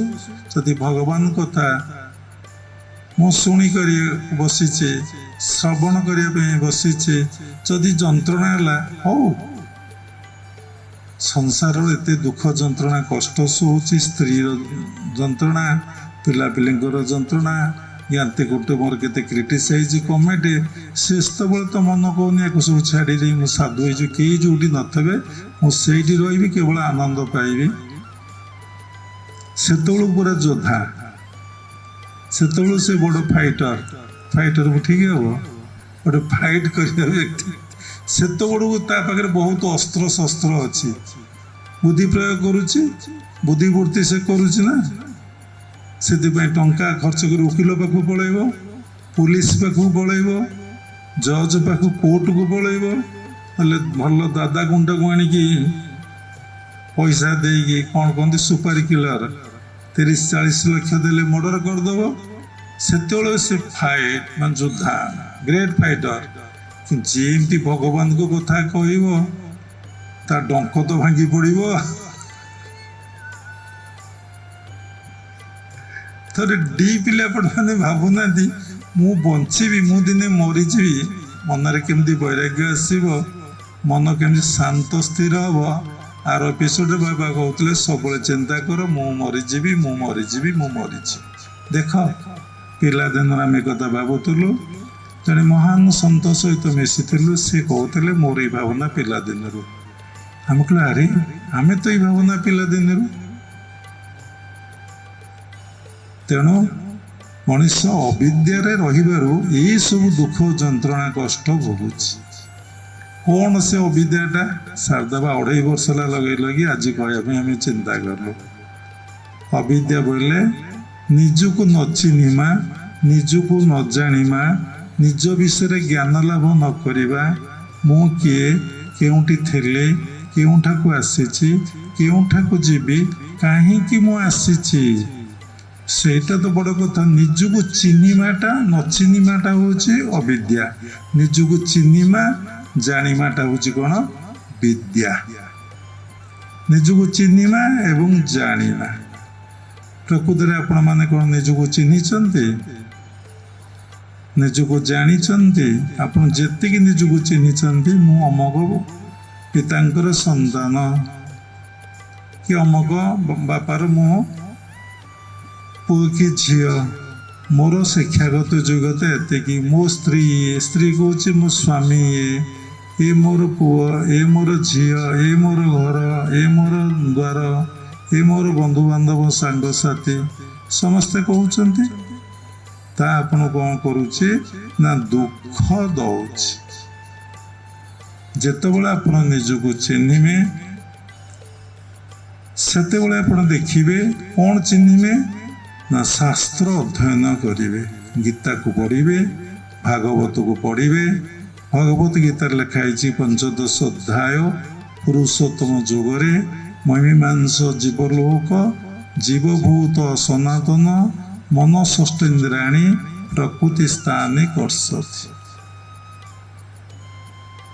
ସାଧନା ସତ୍ସଙ୍ଗ ଶୁଣିଲା ପରେ ମନକୁ ପ୍ରସନ୍ନ ରଖିବ। ଭଗବାନଙ୍କ କଥା ମୋତେ ଆଜି ଶ୍ରବଣ କରିବାରେ ସୁଯୋଗ ମିଳିଛି, ମୋତେ ସତ୍ସଙ୍ଗର ଆଶ୍ରୟ ମିଳିଛି। ଯେତେ କଷ୍ଟ ଦୁଃଖ ପଛେ ପଡ଼ୁ, ମୁଁ ସଂସାର ଦୁଃଖ କଷ୍ଟ ସହିଲା ବେଳେ ତ କାନ୍ଦୁ ନାହିଁ କି ମନ ଦୁଃଖ କରୁନାହିଁ। ପିଲାଟିଏ କେତେ କଷ୍ଟ ମାଆକୁ ଦିଏ, ମା ତ କହେନି ନେକ୍ସଟ ବାର୍ଥ ପାଇଁ ମୁଁ ଆଉ ପିଲା ଜନ୍ମ କରିବି ନାହିଁ, କହେ କି? କହେ, ମାସେ 15 ଦିନ କହେ, ଆଉ ତାପରେ କହିବନି। ନହେଲେ ଏତେ ଛୁଆ ଗୋଟେ ଗୋଟେ ମାଆଙ୍କର କେମିତି ହଉଥିଲେ, କେମିତି ହଉଥିଲେ। ସେତେବେଳେ ପାଇଁ ଜଣେ ଗୃହସ୍ଥ ରେଡ଼ି, କିନ୍ତୁ ଭଗବାନଙ୍କ ପାଇଁ ସେ ରେଡ଼ି ନୁହେଁ। ତେଣୁ କିଏ ନା ମୁଁ ପରମାତ୍ମାଙ୍କର ଅଂଶ ବିଶେଷ, ମୁଁ ଆତ୍ମା, ମୁଁ ଦେହ ନୁହେଁ, ମୁଁ ପ୍ରକୃତି ନୁହେଁ, ମୁଁ ଇନ୍ଦ୍ର ନୁହେଁ, ମୁଁ ମାଂସାହାଡ଼ ରକ୍ତ ମଳମୂତ୍ର କୁର୍ମୀ ବିଷ୍ଠା ବି ନୁହେଁ, ମୁଁ ଶରୀର ନୁହେଁ, ମୁଁ ସେଇ ଆତ୍ମା। ଯେତେବେଳେ ଆପଣଙ୍କର ଏଇ ବୋଧ ଏଇ ଜ୍ଞାନ ହବ, ଆପଣଙ୍କ ଭିତରେ କ'ଣ ହବ ନା ଅବିଦ୍ୟାଟା ଚାଲିଗଲା। ଶୁଣିଲେ ହବ ନାହିଁ, ଚିନ୍ତା କଲେ କିଛିଟା ପ୍ରଭାବ ପଡ଼ିବ, ଶାସ୍ତ୍ର ଅଧ୍ୟୟନ କଲେ କିଛିଟା ପ୍ରଭାବ ମନ ଉପରେ ପଡ଼ିବ। କିନ୍ତୁ ସାଧନା କରି କରି କରି କରି ଚାଲିଲେ, କି ସାଧନା ନା ଯୋଉଠି ଜ୍ଞାନ ତତ୍ତ୍ୱ ଉପରେ ଗୁରୁଦେବ ଉପଦେଶ ଦିଅନ୍ତି, ଆତ୍ମଜ୍ଞାନ ଉପରେ। ଗୀତାର 4th ଅଧ୍ୟାୟର 34 ଶ୍ଲୋକ, ତଦ୍ବିଧି ପଣିପାତେନ ପରିପ୍ରେଷଣ ସେବୟା ଉପଦେକ୍ଷନ୍ତି ତେ ଜ୍ଞାନ ଜ୍ଞାନୀନ ତତ୍ତ୍ୱଦର୍ଶୀନ। ଯେ ଆତ୍ମଜ୍ଞାନୀ ହେଇଥିବେ, ତତ୍ତ୍ୱ ଜ୍ଞାନର ଅଧିକାରୀ ହେଇଥିବେ, ଯିଏ ଆତ୍ମା ସମ୍ବନ୍ଧୀୟ ଜ୍ଞାନ ପରମାତ୍ମା ସମ୍ବନ୍ଧୀୟ ଜ୍ଞାନ ପ୍ରଦାନ କରୁଥିବେ ଏବଂ ଏ ଶରୀର ଜ୍ଞାନ ବିଷୟରେ ଭଲ କି ସେ ଜାଣିଥିବେ, ତାଙ୍କରି ପାଖରେ ଶରଣାପନ୍ନ ହେଲେ ସେ ଆପଣଙ୍କୁ ବୁଝେଇ ଦେବେ ତୁମେ ଦେହ ନୁହେଁ, ତୁମେ ଦେହୀ, ଏବଂ ତୁମକୁ ସାଧନା କରିବା ପାଇଁ ଟେକ୍ନିକ୍ ଦେବେ ଏଇ ଅବସ୍ଥା ଆସିବା ପାଇଁ। ଏଇ ଅବସ୍ଥା ଯଦି ଆପଣ ଭିତରେ ଆସେ, ତାହେଲେ ଆପଣଙ୍କ ଭିତରେ କ'ଣ ହବ ନା ଅବିଦ୍ୟା ପଳେଇଲା, ପ୍ରକୃତ ବିଦ୍ୟା ଆସିଲା, ଯେଉଁ ବିଦ୍ୟା ଆପଣଙ୍କୁ ମୁକ୍ତି ଆଉ ମୋକ୍ଷ ହିଁ ଦେବ। ଆଗ ମୁକ୍ତି ତାପରେ ମୋକ୍ଷ। ବହୁ ଲୋକ ଭାବନ୍ତି ମୁକ୍ତି ଆଉ ମୋକ୍ଷ ଗୋଟିଏ କଥା, କିନ୍ତୁ ମୁକ୍ତି ଆଉ ମୋକ୍ଷ ଗୋଟିଏ କଥା ନୁହେଁ। ପ୍ରଭୁ ମୋତେ ଏ ସଂସାର ଜଞ୍ଜାଳରୁ ମୁକ୍ତ କରିଦିଅ, ପ୍ରଭୁ ଏ ଖାଦ୍ୟ ସମସ୍ୟାରୁ ମୁକ୍ତ କରିଦିଅ, ପ୍ରଭୁ ମୋତେ ଏଇ ଆର୍ଥିକ ସଙ୍କଟରୁ ମୁକ୍ତ କରିଦିଅ କହୁନି, କହୁଛି ମୋତେ ମୋକ୍ଷ କରିଦିଅ କି? ଯେଉଁମାନଙ୍କୁ କଷ୍ଟ ହେଉଛି ସେ ମିଛୁଟାରେ କହୁଛନ୍ତି, ସତରେ କହୁନାହାନ୍ତି। କହିଲେ ବହୁତ ଥର ବାବା କହିଛନ୍ତି, ଯେମିତି ଗୋଟେ ବୁଢ଼ୀଟେ ଜଙ୍ଗଲକୁ, ମା ଜଣେ ବୃଦ୍ଧା ମା, ଭଲ ଶୁଦ୍ଧ ଭାଷା, ଜଙ୍ଗଲକୁ ଯାଇଥିଲା କାଠ ଆଣିବା ପାଇଁ, ତ ଭାରି କଷ୍ଟ ହେଲା, ଯନ୍ତ୍ରଣା ହେଲା। ବୃଦ୍ଧା ଲୋକ ହେଲା, ହେ ଯମରାଜା ମୋତେ ନେଇଯାଏ ମୁଁ ମରିଯାଆନ୍ତି କି? ଯମରାଜା ଆସିଲେ, ଯେହେତୁ ବୃଦ୍ଧା ମାଟି ଡାକୁଛି, ହେଲେ ମା ମୁଁ ଆସିଛି ଆପଣଙ୍କୁ ନେବାକୁ। ନାଇଁ ରେ ପୁଅ, ମୁଁ ସେଥିପାଇଁ ଡାକି ନାହିଁ, ମୁଁ ଡାକିଛି ଏ ବୋଝ କାଠ ବୋଝଟା ମୋ ମୁଣ୍ଡକୁ ଦେବା ପାଇଁ। ମୋର ଘରେ ନାତି ଅଛନ୍ତି, ମୋ ପୁଅ ବୋହୂ ଅଛନ୍ତି, ସେମାନେ ଚଳିବେ ନା। ତାକୁ ବିକ୍ରି କଲେ ମୁଁ କ'ଣ ଡାକିଛି ଯେତେ ନେବ? ମାଉସୀ ତୁମେ ତ ଏବେ ଡାକିଲ, ମୁଁ ତ ଆସିଲି। ନା ନାଇଁ ନାଇଁ, ତୋତେ ଶୁଣିବାଟା ଭୁଲ ହେଇଛି, ମାନେ ମନର ଏତେ ଚାଲାକ ଅବିଦ୍ୟା ମଣିଷ ଭିତରେ ରହିଛି। ଯେତେ ପାଠ ପଢ଼ ଆପଣ ଶାନ୍ତି ପାଇପାରିବେ ନାହିଁ, କି ଆନନ୍ଦ ପାଇପାରିବେ ନାହିଁ, କି ଦୁଃଖ ଯନ୍ତ୍ରଣା କଷ୍ଟରୁ ମୁକ୍ତି ହେଇପାରିବେ। ଖାଲି ପାଠ ନୁହେଁ, ଯେତେ ଅର୍ଥ ଆସୁ, ଯେତେ ସମ୍ପତ୍ତି ଆସୁ, ଯେତେ ପ୍ରତିଷ୍ଠା ମଧ୍ୟ ଆସୁ, ଆପଣ କୋଉଥିରେ ପାଇବେ ନାହିଁ। ସମସ୍ତଙ୍କର ଅନୁଭବ ହେଲାଣି, ଯେତେ ବୟସ ବଢ଼ିବ ଆପଣ ଅନୁଭବଟା ସେତେ ଅଧିକା ହେବାକୁ ଯିବ। ଏମିତି ଗୋଡ଼ ଖସି ଯାଇଥିବ ଯେ ଆପଣମାନଙ୍କର ଏମିତି ଅଠାରେ ଆପଣ ବାନ୍ଧି ହେଇଯାଇଛନ୍ତି ଯେ ଏ ସୁଜାତାକୁ ଦେଖୁନ, ଗୋଟେ ଅଠା କେମିତି କୁଲକୁଲ ହଉଛି ତା ପାଖରେ ଲାଗୁଛି। ସହଜେ ସେ ଅଠା ଛାଡ଼ିବ? ଛାଡ଼ି ପାରିବ? ସହଜରେ ସେ ଅଠା ଛାଡ଼ି ପାରିବ? ଯଦି ଦୃଢ଼ ମାନେ ମଣିଷର ପ୍ରାରବ୍ଧକୁ ମଣିଷ ଖଣ୍ଡନ କରିଦେଇ ପାରିବ, ଶାସ୍ତ୍ରରେ ଲେଖା ଅଛି। ଯଦି ଗୁରୁ ଭଗବାନଙ୍କ ନିକଟରେ ପୂର୍ଣ୍ଣ ମାତ୍ରା ନିଜକୁ ସମର୍ପଣ କରିବ। ସମର୍ପଣଟା ବୁଝିବାକୁ ପଡ଼ିବ। ଆଗ ଭଲ ପାଇଛି କି ଆଗ ଶ୍ରଦ୍ଧା ହେଇନି କଥା ରହିଗଲା। ଶ୍ରଦ୍ଧା ଯଦି ହବ ନା, ମୁଁ ଧ୍ୟାନ କରିବି, ମୁଁ ସତ୍ସଙ୍ଗକୁ ଯିବି, ସେ ନିଷ୍ଠା ତା ଭିତରେ ଆସିବ। ନିଷ୍ଠା ବୋଇଲେ ଜିଦ୍ଦି, ସତ୍ ଜିଦ୍ଦି। ଅସତ୍ ପାଇଁ ବହୁ ଲୋକ ଜିଦ୍ଦି କରନ୍ତି, ହଏ ନାହିଁ। ଯଦି ପ୍ରାରବ୍ଧ ନଥବ ହବ ନାହିଁ। ମୁଁ ଗୋଟେ ମନ୍ତ୍ରୀ ହେବି, ମୁଁ ଗୋଟେ MLA ହେବି, ବହୁତ ଲୋକ ଛିଡ଼ା ହୁଅନ୍ତି। କି ଭଲ ପାଇଛି ବାହା ହେବି, କି ପାଠ ପଢ଼ି ମୁଁ ଚାକିରି କରିବି, ଏ ଯେଉଁ ଭାବନା ମଣିଷ ଭିତରେ ରହିଛି, କି ମୁଁ ଗୋଟେ ଧନୀ ହେବି। ଜିଦି ନିଷ୍ଠା ବୋଇଲେ ସତ୍ ପ୍ରତି ତମର ଜିଦ୍ଦି ଆସିବ, ଅସତ୍ ପ୍ରତି ତମର ଜିଦ୍ଦି ଆସିବନି। ମୁଁ ସାଧନା କରିବି, ନୀରବ ରହିବି, ସାତ୍ତ୍ୱିକ ଖାଦ୍ୟ ଖାଇବି, ଆଉ ସମସ୍ତଙ୍କୁ ଭଗବତ ପ୍ରସଙ୍ଗ କହିବି, ସମସ୍ତଙ୍କ ମନରେ ମୁଁ ଆନନ୍ଦ ଦେବି। କାହାକୁ ମୁଁ ବାଣୀ ଦ୍ୱାରା, ଚିନ୍ତନ ଦ୍ୱାରା, କର୍ମ ଦ୍ୱାରା, ବାଣୀ ଦ୍ୱାରା, ଚିନ୍ତନ ଦ୍ୱାରା, କର୍ମ ଦ୍ୱାରା କାହାକୁ ମୁଁ ଦୁଃଖ କଷ୍ଟ ଦେବି ନାହିଁ। ତେଣୁ ଦେଖନ୍ତୁ, ସବୁବେଳେ ମନ କ'ଣ କରୁଛି ନା ପ୍ରକୃତ ଆନନ୍ଦଟା ହିଁ ଖୋଜୁଛି, ସତ୍ୟରେ ଖୋଜୁଛି। କାହିଁକି? ସେ ଆନନ୍ଦ ଧାମରୁ ଆସିଛି ଏବଂ ଆନନ୍ଦରେ ରହିବାକୁ ଚାହୁଁଛି, ଆଉ ଆନନ୍ଦରେ ଯିବାକୁ ବି ଚାହୁଁଛି। ଆନନ୍ଦରେ ଯିବାକୁ କେହି ଚାହାନ୍ତି ନାହିଁ। ଯାହାକୁ ପଚାର, ସେ ମରିବା ପାଇଁ କେତେବେଳେ ପ୍ରସ୍ତୁତ ନାହିଁ, କିନ୍ତୁ ମୃତ୍ୟୁର ନିକଟସ୍ଥ ହେଉଛି ସେ ଜାଣୁଛି। ଏବଂ ତାକୁ ଭଗବାନଙ୍କ ମାୟାରେ, ମହାମାୟାଙ୍କ ମାୟାରେ, ଯୋଗମାୟାଙ୍କ ମାୟାରେ ସେ କ'ଣ ହେଉଛି ନା ବିସ୍ମରଣ ହେଇଯାଉଛି, ପୁରା ଭୁଲି ଯାଉଛି। ଅବିଦ୍ୟା ହେଉଛି ସେ ବିସ୍ମରଣ ହେଇଯାଇଛି।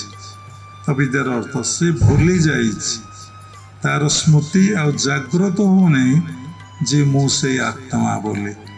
ବିସ୍ମରଣ ହେଇଛି ଅବିଦ୍ୟାଟା, ଭୁଲି ଯାଇଛି ନିଜକୁ। ନିଜକୁ ମନେ ପକାଇ ପାରୁନାହିଁ, ନିଜକୁ ସେ ଚିନ୍ତନ କରିପାରୁନାହିଁ, ନିଜକୁ ସେ ଭାବି ପାରୁନାହିଁ। ବାସ୍ତବରେ ବା ସତରେ ସାଇଣ୍ଟିଫିକ ମୁଁ ତାଙ୍କର ଅଂଶ ବିଶେଷ, ସେ ମୋ ଭିତରେ ଅଛନ୍ତି। ସତର ବାବା କହିଛନ୍ତି, ସକଳ ଦେହୀ ନାରାୟଣ ବସନ୍ତି ଅନାଦି କାରଣ, ସକଳ ଜୀବେ ନର ହରି ବସଇ ଆତ୍ମା ରୂପ ଧରି, ସକଳ ଭୂତେ ବାସ ମୋର ମୁଁ ଆତ୍ମା ଜଗତ ଈଶ୍ୱର। ଭଗବତ ଗୀତାରେ ଈଶ୍ୱର ସର୍ବଭୂତାନାଂ, ଉପନିଷଦରେ ଏକ ଦେବ ସର୍ବଭୂତେଷୁ ଗୂଢ଼। ଏ ସବୁ ଶୁଣିଲା ପରେ ଭୁଲି ଯାଉଛେ କାହିଁକି? ବିସ୍ମରଣ ହଉଛେ ନା। ଆମେ ବିସ୍ମରଣ ହଉନେ କାହିଁକି? ଭୁଲି ଯାଉଛେ। ଏବଂ ଅସତ କଥାଟାକୁ ଆମେ ଭୁଲୁଛେ କି? ଟଙ୍କା କେମିତି ବେଶୀ ରୋଜଗାର ହବ, ସେଥିଲାଗି ପାଠ ପଢ଼ିବାକୁ ପଡ଼ିବ, ଜାଗା କିଣିବାକୁ ପଡ଼ିବ, ଘର କରିବାକୁ ପଡ଼ିବ। କିଏ ଗାଳି ଦେଲା, ସିଧା ବସନ୍ତୁ, କିଏ ଗାଳି ଦେଲା ତାକୁ ମନେ ରଖିବାକୁ ପଡ଼ିବ। ବାବା ସତ କଥା କହିଲେ ସେଗୁଡ଼ାକ ମନେ ପଡ଼ିବ ନାହିଁ। ଅସତ କଥା କେତେବେଳେ ଅନୁଶାସନ ପାଇଁ କ'ଣ ପଦେ କହିଦେଲେ ସେଇଟା ଆମର ପ୍ରତିକ୍ରିୟା ହେଉଛି। କାହିଁକି?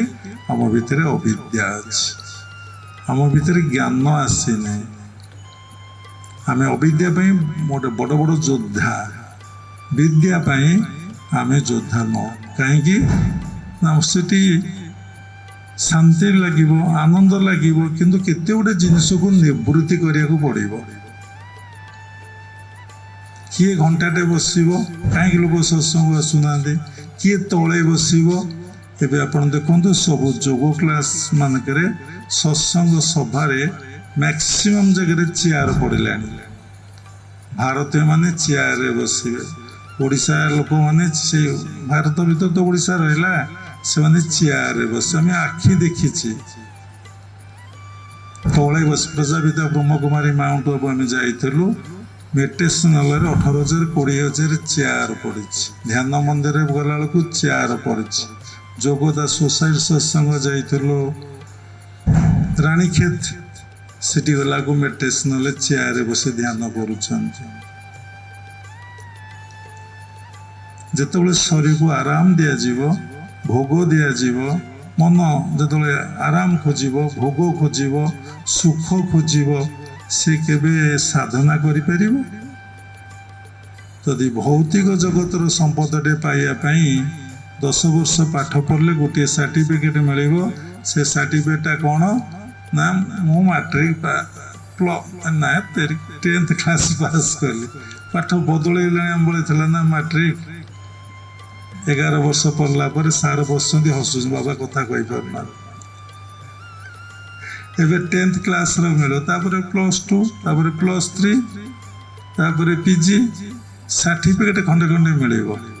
କେତେ ପରିଶ୍ରମ! ସେ ସାର୍ଟିଫିକେଟ୍ ଯଦି ପୁଣି ପରୀକ୍ଷା ଦେବାକୁ ପଡ଼ିବ, ପରୀକ୍ଷାରେ ସକ୍ସେସଫୁଲ୍ ହେଲେ, ମାର୍କ ଭଲ ଥିଲେ ଗୋଟେ ସର୍ଭିସ୍ ମିଳିବ। ସେ ସର୍ଭିସରେ ପୁଣି 8-10 ଘଣ୍ଟା ଡ୍ୟୁଟି, ଏତେ ପରିଶ୍ରମ ଯେ କେବେ ମାନେ ମୁଁ ଛାଡ଼ିବେ ନାହିଁ। କି କଷ୍ଟ କରିବାକୁ ପଡ଼ୁଛି ଭୌତିକ ଜଗତର ଗୋଟେ ସମ୍ପଦ। ଯେଉଁ ଟଙ୍କା ଆସିବ ସେ କୁଆଡ଼େ ଖର୍ଚ୍ଚ ହେଇଯାଏ ତାର ହିସାବ ନିକାଶ ବି ରୁହେ ନାହିଁ। କେତେବେଳେ ସତରେ ଲାଗିଯାଏ, କେତେବେଳେ ଅସତରେ ଲାଗିଯାଏ, ସବୁ ପଇସା ପଳାଏ। ପୁଣି ଯେତେ ପରିଶ୍ରମ କରି ଯାହା ଯଦି କରିଥିବ, ଲୋନ୍ କରିକି, ଦୁଃଖ ଯନ୍ତ୍ରଣା କଷ୍ଟ କରି, ଖାଇବାରୁ ବଞ୍ଚିତ କରି, ଭଲ ବେଳାସ ବେସନରୁ ବଞ୍ଚିତ କରି, ଯେଉଁ ଦୁଃଖ ଯନ୍ତ୍ରଣା କଷ୍ଟ କରି ଘରଟିଏ କରିଥିବ, ଗାଡ଼ିଟିଏ କରିଥିବ, ସୁନାଟିଏ କରିଥିବ, କି ବ୍ୟାଙ୍କ ବାଲାନ୍ସ କିଛିଟା କରିଥିବ, ଏଭଳି ଅବସ୍ଥାରେ କାଳିଆ ଠାକୁର କରିଛନ୍ତି, ଜଗା ଆମର କରିଛି, କିଛି ନେଇକି ଯାଇପାରିବନି। କିନ୍ତୁ ସେଥିଲାଗି ମନଟା ସବୁବେଳେ ବ୍ୟସ୍ତ, ଏବେ ବି ବ୍ୟସ୍ତ। ଏଠି ଆ ଭିତରେ ଯିଏ ବହିଛ ତମ ମନ ସେଆ କହୁଛି। କିଏ କହୁଛି ବାବା ମୁଁ କେମିତି ଭଗବାନଙ୍କୁ ପାଇବି, ମୁଁ କେମିତି ନିଜକୁ ଚିହ୍ନିବି, ମୁଁ କେମିତି ନିଜକୁ ଜାଣିବି, ମୁଁ କେମିତି ନିଜ ସ୍ୱରୂପରେ ଅବସ୍ଥାପନ ହେବି, ମୋ ଭିତରୁ କେମିତି ଦୁଃଖ ପଳେଇବ, ଯନ୍ତ୍ରଣା ପଳେଇବ, କଷ୍ଟ ପଳେଇବ, ଅଭାବ ମୋତେ ଲାଗୁଛି ସେଇଟା ପଳେଇବ। ଭଗବତ ଗୀତାରେ 6ଠ ଅଧ୍ୟାୟରେ 22 ଶ୍ଲୋକରେ ଗୁରୁଦେବ କହୁଥିଲେ, ଜଂ ଲବ୍ଧା ଚାପଲ୍ଲାଭଂ ମନତେ ନାଧିକଂ ତତ୍ର ଯସ୍ମିନ୍ ସ୍ଥିତ ନ ଦୁଃଖେନ ଗୁରୁଣାପି ବିଚାଲତେ। ଜଂ ଲବ୍ଧା ଚାପଲ୍ଲାଭଂ, ଯିଏ ଭଗବାନଙ୍କୁ ପାଇଲେ ଆଉ କିଛି ପାଇବାକୁ ଇଚ୍ଛା କରେ। ଜଂ ଲବ୍ଧା ଚାପଲ୍ଲାଭଂ ମନତେ ନାଧିକଂ ତତ୍ର ଯସ୍ମିନ୍ ସ୍ଥିତ, ମନ ଦ୍ୱାରା ସେଇଠି ଭଗବାନ ଉପରେ ସ୍ଥିତ ହେଲା, ଗୁରୁଙ୍କ ପାଖରେ ସ୍ଥିତ ହେଇଗଲା। ମୋ ଜୀବନରେ ମୁଁ ଗୁରୁଙ୍କୁ ପାଇଛି, ମୋର ଅଭାବ କ'ଣ, ଅସୁବିଧା କ'ଣ, ଦୁଃଖ କ'ଣ, ଯନ୍ତ୍ରଣା କ'ଣ, କଷ୍ଟ କ'ଣ, ଯିଏ ତାଙ୍କୁ ଅନୁଭବ କରୁଛି, କି ଗୁରୁଙ୍କୁ ଅନୁଭବ କରୁଛି, କି ଭଗବାନଙ୍କୁ ଅନୁଭବ କରୁଛି, ପର୍ବତ ତୁଲ୍ୟ ଦୁଃଖ ଯନ୍ତ୍ରଣା କଷ୍ଟ ଯଦି ଆସେ, ବିଚାଲତେ ଅର୍ଥ ସେ ଆଉ ବିଚଳିତ ହବନି। 6ଠ ଅଧ୍ୟାୟ 22 ଶ୍ଲୋକ ଠିକ ଅଛି ତ? ନ ବିଚାଲତେ, ସେ ଆଉ ବିଚଳିତ ହବ ନାହିଁ। ସେ ଯେତେବେଳେ ଅନୁଭବ କରିବ ମୋର କେହି ନାହାନ୍ତି, ତାକୁ ଅଭାବ ଲାଗିବ, ଅଭାବ ଲାଗିବ ନାହିଁ। ଯିଏ ଭାବିବ ମୋର ସେ ଅଛନ୍ତି, ସେ ସର୍ବଶକ୍ତିମାନ, ମୋତେ ସେ ସବୁ ସମୟରେ ଶ୍ୱାସ ପ୍ରଶ୍ୱାସ ନେଉଛନ୍ତି, ମୋ ପାଇଁ ସବୁ ଜିନିଷ ସୃଷ୍ଟିରେ କରିକି ରଖିଛନ୍ତି, ମୁଁ ତାଙ୍କର, ସେ ମୋର। ତୁମେ ମୋର ବୋଲି କହିବନି, କାରଣ କହିଲେ ଅହଙ୍କାରଟା ସୃଷ୍ଟି ହବ। ମୁଁ ତୁମର, ତୁମେ ମୋର। ଶଯ୍ୟା ତ୍ୟାଗରୁ କହିବ, କ'ଣ କହିବ ନା ନୀଳାଚଳ ନିବାସାୟ ନିତ୍ୟାୟ ପରମାତ୍ମନେ ବଳଭଦ୍ର ସୁଭଦ୍ରାଭ୍ୟାଂ ଜଗନ୍ନାଥାୟ ତେ ନମଃ। ନହେଲେ କହିବ गुरु ब्रह्मा गुरु विष्णु गुरुदेव महेश्वर गुरु साक्षात् परम ब्रह्म तस्मै श्री गुरवे नमः। तुमेव माताश्च पिता तुमेव बन्धुश्च सखा तुमेव विद्या द्रविणं तुमेव सर्वं मम देव देव। हे गुरुदेव तुमे मोर सबकिछि सम्मुखरे से विग्रह पाखरे फटो कहब ना विग्रह कहब ସେଇଠି ଯଦି ବସିକି ବ୍ରାହ୍ମ ମୁହୂର୍ତ୍ତରୁ ପ୍ରେୟାର କରି ସାଧନା କରିବ ତମ ମନ ଭିତରେ ଅଭାବ କାହିଁ ଆସିବ? ତମ ମନ ଭିତରେ ଅଶାନ୍ତି କାହିଁ ଆସିବ? ତମ ମନ ଭିତରେ ଦୁଃଖ ଯନ୍ତ୍ରଣା କଷ୍ଟ କାହିଁକି ଆସିବ? ଆପଣ ତାଙ୍କ ପ୍ରେଜେନ୍ସକୁ ଫିଲ୍ କରିବେ, ଯେମିତି ଭାବିବେ ସେମିତି ହେଇଯିବେ ନା। ମୋତେ ତୁମେ କ'ଣ ନ ଦେଇଛ? ଜଣେ ସାଧୁ ଥରେ ମୋତେ କହୁଥିଲେ, କହିଲେ ସମସ୍ତେ ଆଖି ମେଲା କରି ବସ, ସିଧା ବସ। କହିଲେ ବାବା ସାଧୁ ଜୀବନରେ ଗୋଟେ ଉପଲବ୍ଧି ଅନୁଭବର କଥା ଆପଣଙ୍କୁ ମୁଁ କହିବି। ମୁଁ କହିଲି କ'ଣ? ସେ କହିଲେ ଆପଣଙ୍କର ବି ଅଛି। ମୁଁ କହିଲି କ'ଣ ବାବା? ନା ଆମେ ଭାବୁଥିଲୁ ସାଧୁ ହେଲେ ପିନ୍ଧିବା ଖାଇବା ରହିବା ଘର ଦ୍ୱାର ଏସବୁର ଅଭାବ ପଡ଼ିବ, କିନ୍ତୁ ଦେଖିଲୁ ସାଧୁ ହେଲା ପରେ ପିନ୍ଧିବା ଖାଇବା ରହିବା ଏ ଗୃହସ୍ଥ ଆଶ୍ରମ ଠାରୁ ଫାର ବେଟର। ଯେଉଁମାନେ ବି ଆଶ୍ରମ ଯାଉଥିବ ଦେଖୁଥିବ କେତେ ଖାଇବା ପିଇବା ଭଲ ହେଉଛି, ବାବାଜୀମାନେ କେତେ ଖାଇ ପିଇ ଆନନ୍ଦରେ ଅଛନ୍ତି, ତାହା ହିଁ ତାଙ୍କର ସାଧନାର ଫଳ, ଗୁରୁ ଆଉ ଭଗବାନଙ୍କର ଆଶୀର୍ବାଦର ଫଳ। ତେଣୁ ତୁମେ ଯଦି ଅନୁଭବ ନ କରିପାରିବ ମୋ ଭିତରେ ଭଗବାନ ଅଛନ୍ତି, ମୋ ଗୁରୁଦେବ ଅଛନ୍ତି, ଯିଏ ଗୁରୁକୁ ଭାବିଲା ଯିଏ ଭଗବାନକୁ ଭାବିଲା ମୋ ପାଇଁ ସବୁକିଛି ସେ ବ୍ୟବସ୍ଥା କରିଛନ୍ତି, ସେ ହିଁ କର୍ତ୍ତା, ସେ ସବୁ କରୁଛନ୍ତି କରାଉଛନ୍ତି, ମୋତେ କ'ଣ ନ ଦେଇଛନ୍ତି? ହଁ କଥାଟି ରହିଗଲା। କହିଲେ ଗୋଟିଏ ବଡ଼ ଅଭାବ ଆମେ ଅନୁଭବ କଲୁ, ସେ ଅଭାବଟା ହେଉଛି ଭଗବାନଙ୍କୁ ଭଜନ କରିବା। ଭଜନ ବୋଲେ ଜପ ଧ୍ୟାନ କରିବାକୁ ଭଜନ କହନ୍ତି କରିବା, କାରଣ ସେ ଆମକୁ ଏତେ ଦେଉଛନ୍ତି, ଏତେ କୃପାଳୁ, ଏତେ ଜିନିଷ ଆମ ପାଇଁ, ଯେତିକି ଆମ ପାଇଁ ସୁନ୍ଦର ସୁବ୍ୟବସ୍ଥା କରିଛନ୍ତି, ସେ ସୁନ୍ଦର ବ୍ୟବସ୍ଥାର ଯେତିକି ଆମେ ଉପକୃତ ହେଉଛୁ, ଉପକୃତ ସବୁକିଛି ଆଶା ଆମ ପାଇଁ କରିଛନ୍ତି, କିନ୍ତୁ ଆମେ ତାଙ୍କୁ ଟିକେ ଭଜନ କରିପାରୁନୁ, ଆମେ ଟିକେ ତାଙ୍କୁ ଧ୍ୟାନ କରିପାରୁନୁ, ଆମେ ତାଙ୍କୁ ଟିକେ ସେବା କରିପାରୁନୁ। ତାଙ୍କର ପିତ୍ୟାର୍ଥେ ସେ ଆମକୁ ଯେଉଁ ଉପଦେଶ ଦେଇଛନ୍ତି ତା ଆମେ ମାନୁନୁ। ଆମ ଦେହରେ ବିରାଟ ଭାଇବ୍ରେସନ୍ ହେଲା। ଆହା କେତେ ସୁନ୍ଦର କଥା। ଭଗବାନ ଆମର ପ୍ରତ୍ୟେକଟି ସମୟରେ ଆମର ସେବା କରୁଛନ୍ତି, ପ୍ରତ୍ୟେକଟି ସମୟରେ ସେବା କରୁନାହାନ୍ତି, ସବୁ ଜିନିଷ ରଖିଛନ୍ତି, ସବୁ ରଖିଛନ୍ତି। ଆପଣ ଯାହା ଆଜି ଚଳୁଛନ୍ତି ଶଯ୍ୟା ଆଗରୁ ଶଯ୍ୟାକୁ ଯାଉ ଦେଖନ୍ତୁ ସବୁକିଛି ଈଶ୍ୱରଙ୍କର। ଏଠି କାହାର ବୋଲି କିଛି କାହାର ନାହିଁ, କିଏ ନେଇକି ଯାଇପାରିବ? ତାର ଅତି ଆପଣାର କିଏ? ତାର ଶରୀରଟା। ଅତି ଆପଣାର କିଏ? ତା ଶରୀରଟା। ସର୍ବାଧିକ ଆସକ୍ତି, ସର୍ବାଧିକ ଲୋଭ, ସର୍ବାଧିକ ମୋହ ତାର ଶରୀର ଉପରେ। ଦେଖିବେ ଶରୀରରୁ ତାର ସବୁ ଗଣ୍ଡଗୋଳ ହେଇଯାଇଛି। କାହିଁକି ନା ଅବିଦ୍ୟାରେ ସେ ଅଛି, ଶରୀରଟାକୁ ଅସତରେ ଲଗେଇ ଦେଇଛି।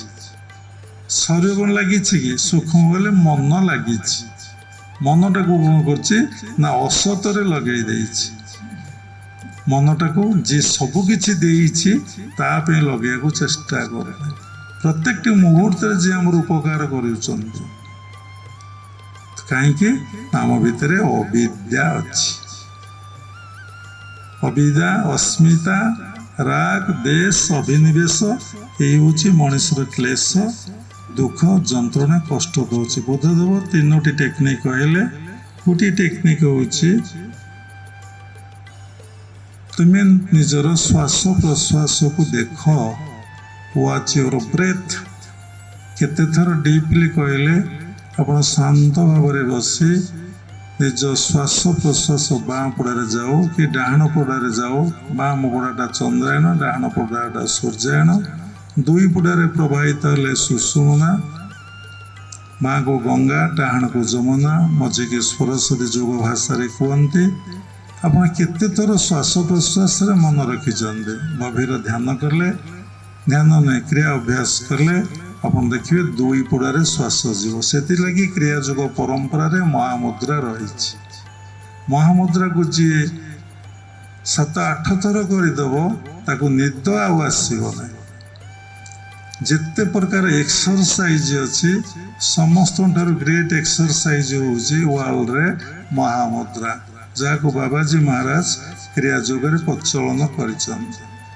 ଏବଂ ମହାମୁଦ୍ରା କଲେ 2 ପୁଡ଼ାରେ ଶ୍ୱାସ ଯିବ, ବ୍ରହ୍ମଚର୍ଯ୍ୟ ପାଳନ ହେବ, ଏଡ଼ା ପିଙ୍ଗଳା ଦୂରେଇ ଯିବେ, ସୁଷୁମ୍ନାଟା ଉନ୍ମୁକ୍ତ ହେବ, ବ୍ରହ୍ମଚର୍ଯ୍ୟ ରକ୍ଷା ହେବ, ସାଧକ ଭିତରେ ରୋଗ ପ୍ରତିରୋଧ ଶକ୍ତି ବୃଦ୍ଧି ପାଇବ ଏବଂ ସେ ଦୀର୍ଘାୟୁ ହୋଇପାରିବ।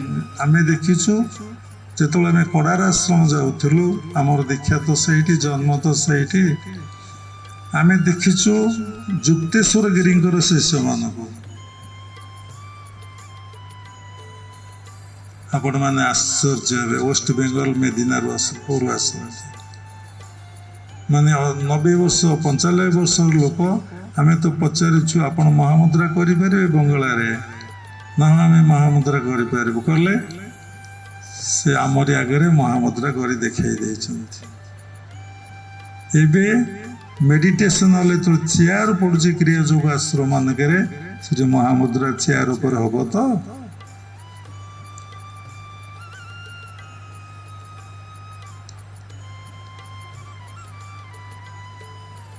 ମାନେ କି ଅବସ୍ଥାକୁ ଧୀରେ ଧୀରେ ମାନବ ସମାଜ ଯାଉଛି। ସବୁ ସେଇ ପ୍ରଭୁଙ୍କର ଇଚ୍ଛା। ବସିଲା ବେଳେ କେତେ ହଲଚଲ, ଆଉ କୋଉ କଥାରେ ହଲଚଲ ନାହିଁ। ସାଂସାରିକ କଥାରେ ଟିଭି ଲୋକ ଗୋଟେ କିଏ ରେକର୍ଡ ଡ୍ୟାନ୍ସ କରିବାକୁ ଆସୁନାହିଁ, କିଏ ସବୁ ମାନେ ମା ମାନେ ନାଚୁଛନ୍ତି, ଖେଳି ଚାଲି ଆସୁ 5-10 ଲକ୍ଷ ଟଙ୍କା ନେଇକି 10 ଘଣ୍ଟା ବସିଯିବା, ଅଣ୍ଟା ଗୋଡ଼ ହାତ ପେନ୍ କିଛି ହେବ? ଭୋଗ ଶେଷ କ'ଣ କିଛି ହେବ? ଲକ୍ଷ ଲକ୍ଷ ଲୋକ ତାକୁ ନଙ୍ଗଳା ହେଇ ଦେଖି ନାଚିବେ, ଇଏ ଦେଖିବେ। ବର୍ତ୍ତମାନ ସୋସାଇଟି କି ଅବସ୍ଥା ହେଇ ସମ୍ପୂର୍ଣ୍ଣ ଯିଏ ଉଲଗ୍ନ ହେଇପଡ଼ିଲା ସେଟା ଭଲ ଡ୍ୟାନ୍ସ କରୁଛି। ସମାଜ ଚାହୁଁଛି ଏତେ ମାନସିକତା ଆମର ନିମ୍ନଗାମୀ ଦୁର୍ବଳତା ଆଡ଼କୁ ଆମର ଗଲାଣି। ଆମେ କି ପ୍ରକାର ଅବସ୍ଥା ଏବେ ଦୁଃଖ ଯନ୍ତ୍ରଣା କଷ୍ଟ ଭୋଗଉଛୁ। ବାବା କାହାକୁ କ୍ରିଟିସାଇଜ କରୁନାହାନ୍ତି, କମେଣ୍ଟ କରୁନାହାନ୍ତି, ସବୁ ସେ ପରମାତ୍ମା ପରମବ୍ରହ୍ମଙ୍କ ଇଚ୍ଛା। କ'ଣ ହେଉଛି ହଉ, ତୁମର ବିନା ନିର୍ଦ୍ଦେଶରେ ସୃଷ୍ଟିରେ ଦୁବଘାସ ବି ଗଲେ ନାହିଁ, ଗଛରୁ ପତ୍ର ବି ପଡ଼େ ନାହିଁ, କରି କରାଉଥାଏ ମୁହିଁ ମୋ ବିନୁ ଅନ୍ୟ ଗତି ନାହିଁ। ତେଣୁ ବୁଦ୍ଧ କ'ଣ କହିଲେ? Watch your breath. କଥା ରହିଯାଉଛି। ଶ୍ୱାସକୁ କେତେ ଥର ଆପଣ ଶାନ୍ତ ଭାବରେ ବସି ଦେଖୁଛନ୍ତି? ଯେଉଁ ଶ୍ୱାସ ପ୍ରଶ୍ୱାସ ଦ୍ୱାରା ଆପଣ ସମସ୍ତ କାମ କରୁଛନ୍ତି, ତାକୁ କେତେ ଥର ମନେ ପକାଇଛନ୍ତି, କେତେ ଥର ମନେ ରଖିଛନ୍ତି? ଶାସ୍ତ୍ର ଭାଗବତ ଲେଖା ହେଇଛି, ପବନ ଦ୍ୱାରେ ମନ ଥୋଇ ଆସନେ ଦୃଢ଼ ବନ୍ଧ ହୋଇ। ଆସନରେ ଦୃଢ଼, ବସ ବସ କହିଲେ ଅହଙ୍କାର। ବାବା ଘଣ୍ଟାଏ ପାଖାପାଖି ବସାରିଲେଣି, ହଲଚଲ ହେଇଛନ୍ତି, ଗୋଡ଼ ଚେଞ୍ଜ କରିଛନ୍ତି କି? ସେ କାମ କରୁଛନ୍ତି, ତା ଭିତରେ କହୁଛନ୍ତି, ଆପଣମାନଙ୍କୁ ଦେଖୁଛନ୍ତି କେମିତି ଆପଣମାନେ ସବୁ ଇଏ କରୁଛନ୍ତି। ଆମର ଆଖି ଖୋଲିବାକୁ ଇଚ୍ଛା ହୁଏନି, ଆପଣମାନଙ୍କୁ ଦେଖୁଛି କେତେ ପ୍ରସନ୍ନ, କେତେ ଆନନ୍ଦ, କେତେ ଭଲ ଲାଗୁଛି ଆପଣମାନଙ୍କୁ। ଯାହା ହଉ ପୂର୍ବଜନ୍ମର ସଂସ୍କାର ଥବାରୁ, ବାବାଙ୍କ ସହିତ ସମ୍ପର୍କ ଥବାରୁ, ଶ୍ରଦ୍ଧା ଥବାରୁ ପଳେଇ ଆସୁଛ। ହଁ, ତାପରେ ନିଷ୍ଠା କୁହାହେଇନି। ମୁଁ ପ୍ରତ୍ୟେକ ଦିନ ଯେଉଁ ଲୋକ ଧ୍ୟାନ କରିବ, ପ୍ରତ୍ୟେକ ଦିନ ଗୁରୁଙ୍କ ଉପଦେଶ ମାନିବ, ତା ଭିତରେ ନିଷ୍ଠା ଆସିଗଲା। ସତରେ ତାର ଜିଦି, ସତରେ ସେ ଅଟଳ ରହିଲା। ନା ମୁଁ ଆଜି ମେଡିଟେସନ କରିବି। ଖାଇବା ତ କାହିଁ ମୁଁ ବନ୍ଦ କରୁନାହିଁ, ପିନ୍ଧିବା ତ ବନ୍ଦ କରୁନାହିଁ, ମୁଣ୍ଡ ସଫା କରିବା ତ ବନ୍ଦ କରୁନାହିଁ, କି ଫୋନ୍ ଆସିଲେ ଯେତେ କାମ ଥାଉ ଆଜ୍ଞା କଥା ହେଇଯାଉଛି। ଦେଖନ୍ତୁ ଫୋନରେ ଆମର କେତେ ନିଷ୍ଠା, ଫୋନ୍ ଆମକୁ କେତେ ଭଲ ବାଟକୁ ନେଉଛି, ପଇସା ଦେଉଛି। ସେଥିପାଇଁ ମୋହନ ମାଝୀ କହିଛି, ଯିଏ ଘୋଷଣା କରିବେ ଯିଏ ଯେତେ ଫୋନ୍ ୟୁଜ୍ କରିବ ମାସକୁ ତାକୁ ସେତେ ଅଧିକା ପଇସା ଦିଆହେବ। ସେଥିପାଇଁ କେତେ ନିଷ୍ଠାଟା ଦେଖନ୍ତୁ। ସତରେ ଆମର ଜିଦି ନାହିଁ, ଅସତରେ ଆମର ଜିଦିଟା ଅତି ପ୍ରବଳ ମାତ୍ରାରେ। ନାଇଁ ମନକୁ ତ ଏଇଟା ଆଇଛି ଆଉ କରିବାକୁ ପଡ଼ିବ, ପଛେ ମୁଁ ମରେ ନର୍କଗାମୀ ହୁଏ ମୁଁ ଏଇଟା କରିବି। ମାନେ ସେଇଠି ମାନସିକତା କେମିତି ଆପଣଙ୍କୁ କେତେ ଦୂରକୁ ଖସେଇ ଦେଉଛି। ଆପଣ ମନ ଆପଣଙ୍କର କେତେ ପତନ ଆରମ୍ଭ ହେଉଛି। ମଦ ପିଉଛି ତ ପିଇବି, ଆଉ ପାନ ଖାଉଛି ତ ଖାଇବି, ଆଉ କ'ଣ ଛାଡ଼ିବି ତାକୁ। ମାନେ ମାନସିକତାଟା ଦେଖନ୍ତୁ, ଲୋକର ମନର ଭାବଟାକୁ ଦେଖନ୍ତୁ, ତାକୁ ସେ ଛାଡ଼ୁନି। ଭୁଲ କଥା ନା, ମୁଁ ଖରାପ ଭାଷା କହୁଥିଲି କହିବି ନା, ମୁଁ ରାଗି ତ ରାଗୁଥିଲି ରାଗିବି, ମୁଁ ତ ଜିଦି କରୁଥିଲି। ଆରେ ନିଷ୍ଠା ରଖୁନୁ ଜିଦିରେ, ଭଗବତ ପ୍ରାପ୍ତି ପାଇଁ ମନ ରଖୁନୁ।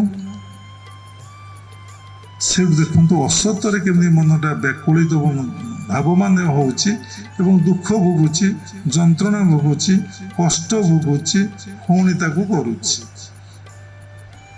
କାହିଁକି ନା ତା ଭିତରେ ଅବିଦ୍ୟା ଅଛି। କ'ଣ ବିଦ୍ୟା? ଯଦି ସେ ଭାବିବ ମୁଁ ପ୍ରକୃତରେ ସେଇ ଆତ୍ମା, ନିଜ ସ୍ୱରୂପରେ ଅବସ୍ଥାପନ କରିବ, ସେଇ ଜ୍ଞାନଟା ପ୍ରାପ୍ତି ହେବ। ତା ଦ୍ୱାରା କ'ଣ? ମୁଁ ଯଦି ଆତ୍ମା, ତାହେଲେ ସମସ୍ତେ ସେଇ ଆତ୍ମା।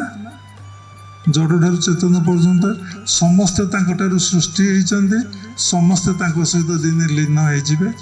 ଆପଣ ପୋଡ଼ା ହେବେ ନା? ଆଉ କେଉଁ ସାଧୁ ସନ୍ଥ କ୍ୱଚିତ ପୋତା ହେଉଛନ୍ତି, ଏ ସଲିଳ ସମାଧି ନେଉଛନ୍ତି, ଗଙ୍ଗାରେ କି ପକେଇ ଦେଉଛନ୍ତି। ସେଇ ପଞ୍ଚଭୂତରେ ସମସ୍ତେ କିନ୍ତୁ ମିଶି ଯାଉଛନ୍ତି।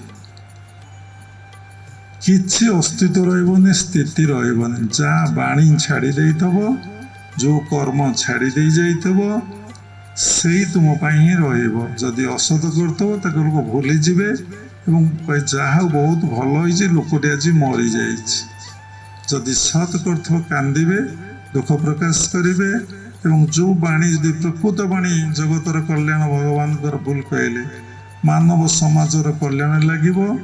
ଏବଂ ଯେଉଁ କର୍ମ କରି ଯାଇଥିବେ ତାହା ଦ୍ୱାରା ସମସ୍ତେ ଆଧ୍ୟାତ୍ମିକ ଉନ୍ନତି କରୁଥିବେ, ଭୌତିକ ଜଗତର ଉନ୍ନତି ନୁହେଁ। ଭୌତିକ ଜଗତର ସବୁ ଜିନିଷ ଟେମ୍ପୋରାରୀ, ସେଇଟା ପରମାନେଣ୍ଟ ନୁହେଁ। ସେ ଦୁଃଖକୁ ନିବାରଣ କରିପାରିବ, ଦୁଃଖ ନାଶ ହେଇପାରିବନି। ତେଣୁ ବୁଦ୍ଧଦେବ କ'ଣ କହିଲେ? Watch your breath. ତୁମେ ଶ୍ୱାସ ପ୍ରଶ୍ୱାସରେ ମନ ରଖ, ପବନ ଦ୍ୱାରେ ମନ ଥୋଇ, ଆସନେ ଦୃଢ଼ବନ୍ଧ ହୋଇ। ଆସନରେ କେତେ ସମୟ ବସିପାରୁଛ? ପବନ ଦ୍ୱାରେ ମନକୁ ରଖିକି। ପଚାରିଲେ କ'ଣ ଆପଣ ସାଧନା କରୁଛନ୍ତି? ନା ଆମେ ସାଧନା ଜାଣିନୁ, ଆମେ ଧ୍ୟାନ ଜାଣିନୁ। ଆରେ ଗୁରୁଦେବ ଯେଉଁ ଉପଦେଶ ଦେଇଛନ୍ତି, ସେ ଉପଦେଶକୁ କେତେ ପାଳନ କରୁଛ? କେତେ ଶ୍ୱାସ ପ୍ରଶ୍ୱାସରେ ମନ ରଖିଛ? ଆରେ ଗୁରୁଦେବ ଆମ କଥା ପ୍ରସଙ୍ଗରେ କହୁଥିଲେ, କହିଲେ ସାରା ବିଦେଶ ମୁଁ ପରିକ୍ରମା କରୁଛି, ଗୋଟିଏ ଟେକ୍ନିକ୍। ବାବା କ'ଣ ସେ ଟେକ୍ନିକ୍? ନା ସବୁବେଳେ ମୁଁ ଶ୍ୱାସ ଉପରେ ନଜର ରଖିଛି। ସେ ନଉଛନ୍ତି, ମୋ ଗୁରୁଦେବ ନଉଛନ୍ତି, ମୋ ଗୁରୁଦେବ ଛାଡ଼ୁଛନ୍ତି। କିଏ କହେ ମୋ ଭଗବାନ ନଉଛନ୍ତି, ଭଗବାନ ଛାଡ଼ୁଛନ୍ତି। କେତେ ଥର ତୁମେ ଚିନ୍ତା କରିଛ? କେତେ ଥର ଯେଉଁ ଭଗବାନ ଯେଉଁ ମନ୍ତ୍ର ଜପ କରୁଛନ୍ତି, 1,000,000,006 ଜପୁଅଛି ପରମହଂସ, ସେ ଭଗବାନ ଜପ। ସେ ଭଜନେ ମନ ମଜ, ବାହାର ଭଜନକୁ ତେଜ। ତୁମେ ବାହାର ଭଜନକୁ ତ୍ୟାଗ କର। ଆମେ ତ ଯିଏ ଯେଉଁଠି ଦୀକ୍ଷା ଦେଲା, ଯେକୌଣସି ଦେବାଦେବୀଙ୍କ ମନ୍ତ୍ରରେ ଦୀକ୍ଷା ଦେଲା, ଯାହାକୁ ଯାହା କହିଦେଲା, ବାପା ସେ ତ ସେଇଥିରେ ମଜିଗଲା। ଆଉ ଜଣେ ମା ଫୋନ୍ କରୁଥାନ୍ତି, ମୁଁ ବ୍ରହ୍ମ ଗାୟତ୍ରୀ ଜପ କରୁଛି ଯାଜପୁରରୁ, ସତ୍ସଙ୍ଗ ଶୁଣନ୍ତି। କ'ଣ ଭୁଲ? ବୋଲି ସଂସାରରେ କିଛି ଭୁଲ ନାହିଁ, ସବୁ ଠିକ୍। କିନ୍ତୁ ଆପଣଙ୍କୁ କ'ଣ କୁହାହେଇଛି କରିବା ପାଇଁ ଜାଣିଛନ୍ତି କି? ଭଗବାନ ପରମପିତା ପରମବ୍ରହ୍ମ କ'ଣ କହିଛନ୍ତି? ସିଏ ତ ଯାହା କହିଛନ୍ତି। ତୁମେ ଯେଉଁ କହି ଲକ୍ଷ ଲକ୍ଷ ଥର ଆସିଲଣି, ଲକ୍ଷ ଲକ୍ଷ ଥର ଗଲଣି। ତୁମେ ଠକ କି ଚୋର, ତୁମେ ଜାଣ ବଦମାସ। ତାଙ୍କ ଜିନିଷ କହୁଛ, କରୁନ, ଠକୁଛ। ତାଙ୍କ ଜିନିଷ ସବୁ ଉପଭୋଗ କରୁଛ, ଚୋରି କରୁଛ। ତୁମେ କ'ଣ କହିକି ଆସିଥିଲ? ଯଦି ମତ୍ୟ ମଣ୍ଡଳେ ହୋଇବି ଜନମ, ତୋ ନାମ ଗାଉଥିବି ସୁମରି ବଡ଼ ମାୟାବୀ ଜୀବନ ନୁହେଁ କାହାର। ଏ ପଞ୍ଚସଖାକୁ ଲେଖିନାହାନ୍ତି, ସାରା ଭାରତ ବର୍ଷରେ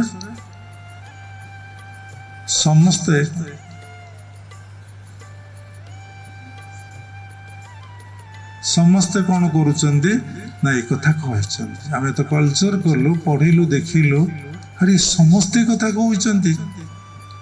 କେମିତି ତୁମେ କହିକି ଆସିଛ, ଯଦି ସେ କଥା ତୁମର ସ୍ମରଣ ନାହିଁ, ସେ କଥାକୁ ତୁମେ ଭୁଲି ଯାଇଛ, ତୁମେ ଅଜ୍ଞାନତାରେ ଢାଙ୍କି ହେଇଯାଇଛ, ମାୟା ମୋହ ଦ୍ୱାରା ଢାଙ୍କି ହେଇଯାଇଛ, ଯେମିତି ସୂର୍ଯ୍ୟକୁ ବାଦଲ ଢାଙ୍କି ଦେଉଛି।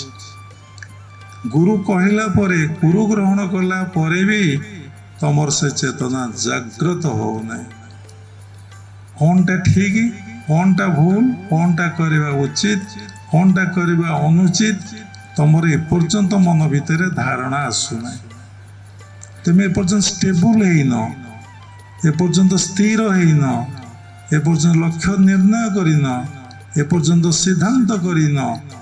କ'ଣ, ମୁଁ କେଉଁ ଲାଇଫ ମେଣ୍ଟେନ୍ କରିବି, କେମିତି ଜୀବନଟାକୁ ଅତିବାହିତ କରିବି। କ'ଣ ପାଇଁ ନା ମୁଁ ନିଜେ ଆନନ୍ଦର ଅଧିକାରୀ ହେବି, ଜ୍ଞାନର ବାସ୍ତବ ଜ୍ଞାନର ଅଧିକାରୀ ହେବି, ଆଧ୍ୟାତ୍ମ ଜ୍ଞାନର ଅଧିକାରୀ ହେବି, ଏବଂ ଯିଏ ମୋ ସଂସ୍ପର୍ଶରେ ଆସିବେ ତାଙ୍କୁ ସେ ବିଦ୍ୟାଟାକୁ ପ୍ରଦାନ କରିବି, ସେ ଜ୍ଞାନଟାକୁ ହିଁ ଦେବି। ତୁମେ ତ ନିଜେ ଜମା ଗ୍ରହଣ କରିନ, ଧାରଣ କରିନ, ତମ ଫ୍ୟାମିଲି ଲୋକ ତମ କଥା ମାନୁନାହାନ୍ତି, ତୁ ପୁଣି ଯାଜନ ବାହାରେ କରିବ। କିନ୍ତୁ ଦୀକ୍ଷା ନେଲା ବେଳେ କୁହାଯାଇଛି ଯଜନ ଯାଜନ ଇଷ୍ଟବୃତ୍ତି କ୍ରମେଣ ଏଦଂ ଗୁଚ୍ଛ ବିଦ୍ୟା ସାଧୟାମି ଏଦଂ ଗୁଚ୍ଛ ବିଦ୍ୟା କଶ୍ଚିତ୍ ନରାୟ ନ ବଦିଷ୍ୟାମି। ସଂସ୍କୃତ ଟିକେ ଭୁଲ ଥାଇପାରେ, ସେଥିରେ କିଛି ନାହିଁ। ଭାବ ହେଉଛି ଯଜନ ଯାଜନ ଇଷ୍ଟବୃତ୍ତି। ଯଜନ ବୋଇଲେ ମୁଁ ନିଜେ ପ୍ରତ୍ୟେକ ଦିନ ସାଧନା କରିବି, ଯାଜନ ବୋଇଲେ ଲୋକଙ୍କୁ କହିବି, ଟେକ୍ନିକ୍ କହିବିନି, ସାଧନା ସମ୍ବନ୍ଧୀୟ ଜ୍ଞାନ କହିବି। ମୁଁ ସାଧନା କରିବା ଦ୍ୱାରା ମୋତେ ସ୍ଥିରତା ଆସିଛି, ମାନସିକ ଶାନ୍ତି ମିଳିଛି, ମୋ ମନରୁ ବାସନା କାମନା କମିଯାଉଛି, ମୋତେ ମୋ ମନ ଈଶ୍ୱରାଭିମୁଖୀ ହେଉଛି, ମୋ ମନ ଆଉ ଅସତକୁ ଯାଉନାହିଁ, ମୋ ମନ ସତକୁ ଯାଉଛି, ମୋର ଚାଲିଚଳନ ଆଚାର ବିଚାରରେ ପରିବର୍ତ୍ତନ ଘଟିଛି। ଦୀକ୍ଷା ନେଲା ପରେ ମୋତେ ମାନସିକ ଶାନ୍ତି ମିଳୁଛି, ଆଉ ସବୁ ଠିକ୍ ଠାକ୍ ମୋର ଚାଲିଛି। ଯଦି ଏତିକି କଥା ଆପଣ ଯାଜନ କରିବେ, କେତେ ଯେଉଁ ଲୋକମାନେ ମାନସିକ ଅଶାନ୍ତି କଷ୍ଟ ପ୍ରାୟ ଲୋକ ଭୋଗୁଛନ୍ତି, ସେମାନେ ଗ୍ରହଣ କରିବେ। ଚାଲ ତମ ଗୁରୁଙ୍କ ପାଖରୁ ଦୀକ୍ଷା ଗ୍ରହଣ କରିବା। ଆମେ ଯେତେବେଳେ ଦୀକ୍ଷା ନେଇକି ସାଧନା କରି ଚାଲିଲୁ, ଆମ ସଂସ୍ପର୍ଶରେ ବହୁତ ଲୋକ ଆସିଲେ, ଆମେ ସମସ୍ତଙ୍କୁ ନେଇ ଗୁରୁଦେବଙ୍କ ପାଖରେ ଦୀକ୍ଷା ଦେଇ ଆଣୁଥିଲୁ। କାରଣ ଯଜନ ଯାଜନ, ତମର ତ ଯଜନ ଠିକ ହେଇନି, ଯାଜନ କୋଉଠି ତମେ କରିବ? ତମର ତ ନିଜେ ଯାହା ଥିଲା ହାଜିଟ, ଯାହା ଥିଲା ସେଇଆ, ପରିବର୍ତ୍ତନ ହେଇଛି କି? ପ୍ୟାଣ୍ଟ ସାର୍ଟ ପିନ୍ଧୁଥିଲି, ପିନ୍ଧୁଛି, ଏଇ ଚପଲ ମୋଡ଼ଉଥିଲି, ମୋଡ଼ଉଛି, ନିଶ ରଖିଥିଲି, ନିଶ ରଖିଛି, ଚନ୍ଦନ ଟିକେ ଲଗଉନାହିଁ, ଧଳା ପ୍ୟାଣ୍ଟ ସାର୍ଟ ଟିକେ ପିନ୍ଧୁନାହିଁ, ସମସ୍ତଙ୍କୁ ଦେଖି ପ୍ରଣାମ କରି ଖୁସି ଆନନ୍ଦ ଟିକେ ହଉନାହିଁ, ସମସ୍ତଙ୍କ ଭିତରେ ଟିକେ ମୁଖରେ ଟିକେ କ'ଣ ଦବା, ସମସ୍ତଙ୍କୁ ଟିକେ ଖାଇବାକୁ ଦବା, ମିଠା କଥା ଟିକେ କହିବା, ଏସବୁ ମୁଁ କିଛି କରୁନାହିଁ। ସିଏ ଦେଖିବ ମୁଁ ତ ଯାହା ସିଏ ତ ସେଇଆ। ସିଏ କ'ଣ ମୋତେ କହିବ? ଯଦି ଇଏ କହିଲା ଚାଲାକିରେ, ସିଏ ତାକୁ କହିବ ତୋର ତ ଏ ଚାଲାକି ବହୁତ ବଡ଼। ମନେ ମନେ ଭାବିବ, ଯଦି ସ୍ପଷ୍ଟବାଦୀ ତ ମୁହଁରେ କହିବ ତୋର ତ ପରିବର୍ତ୍ତନ ହେଇନି। ଆମ ଆଶ୍ରମକୁ ନାଁ କହିବି ନାହିଁ,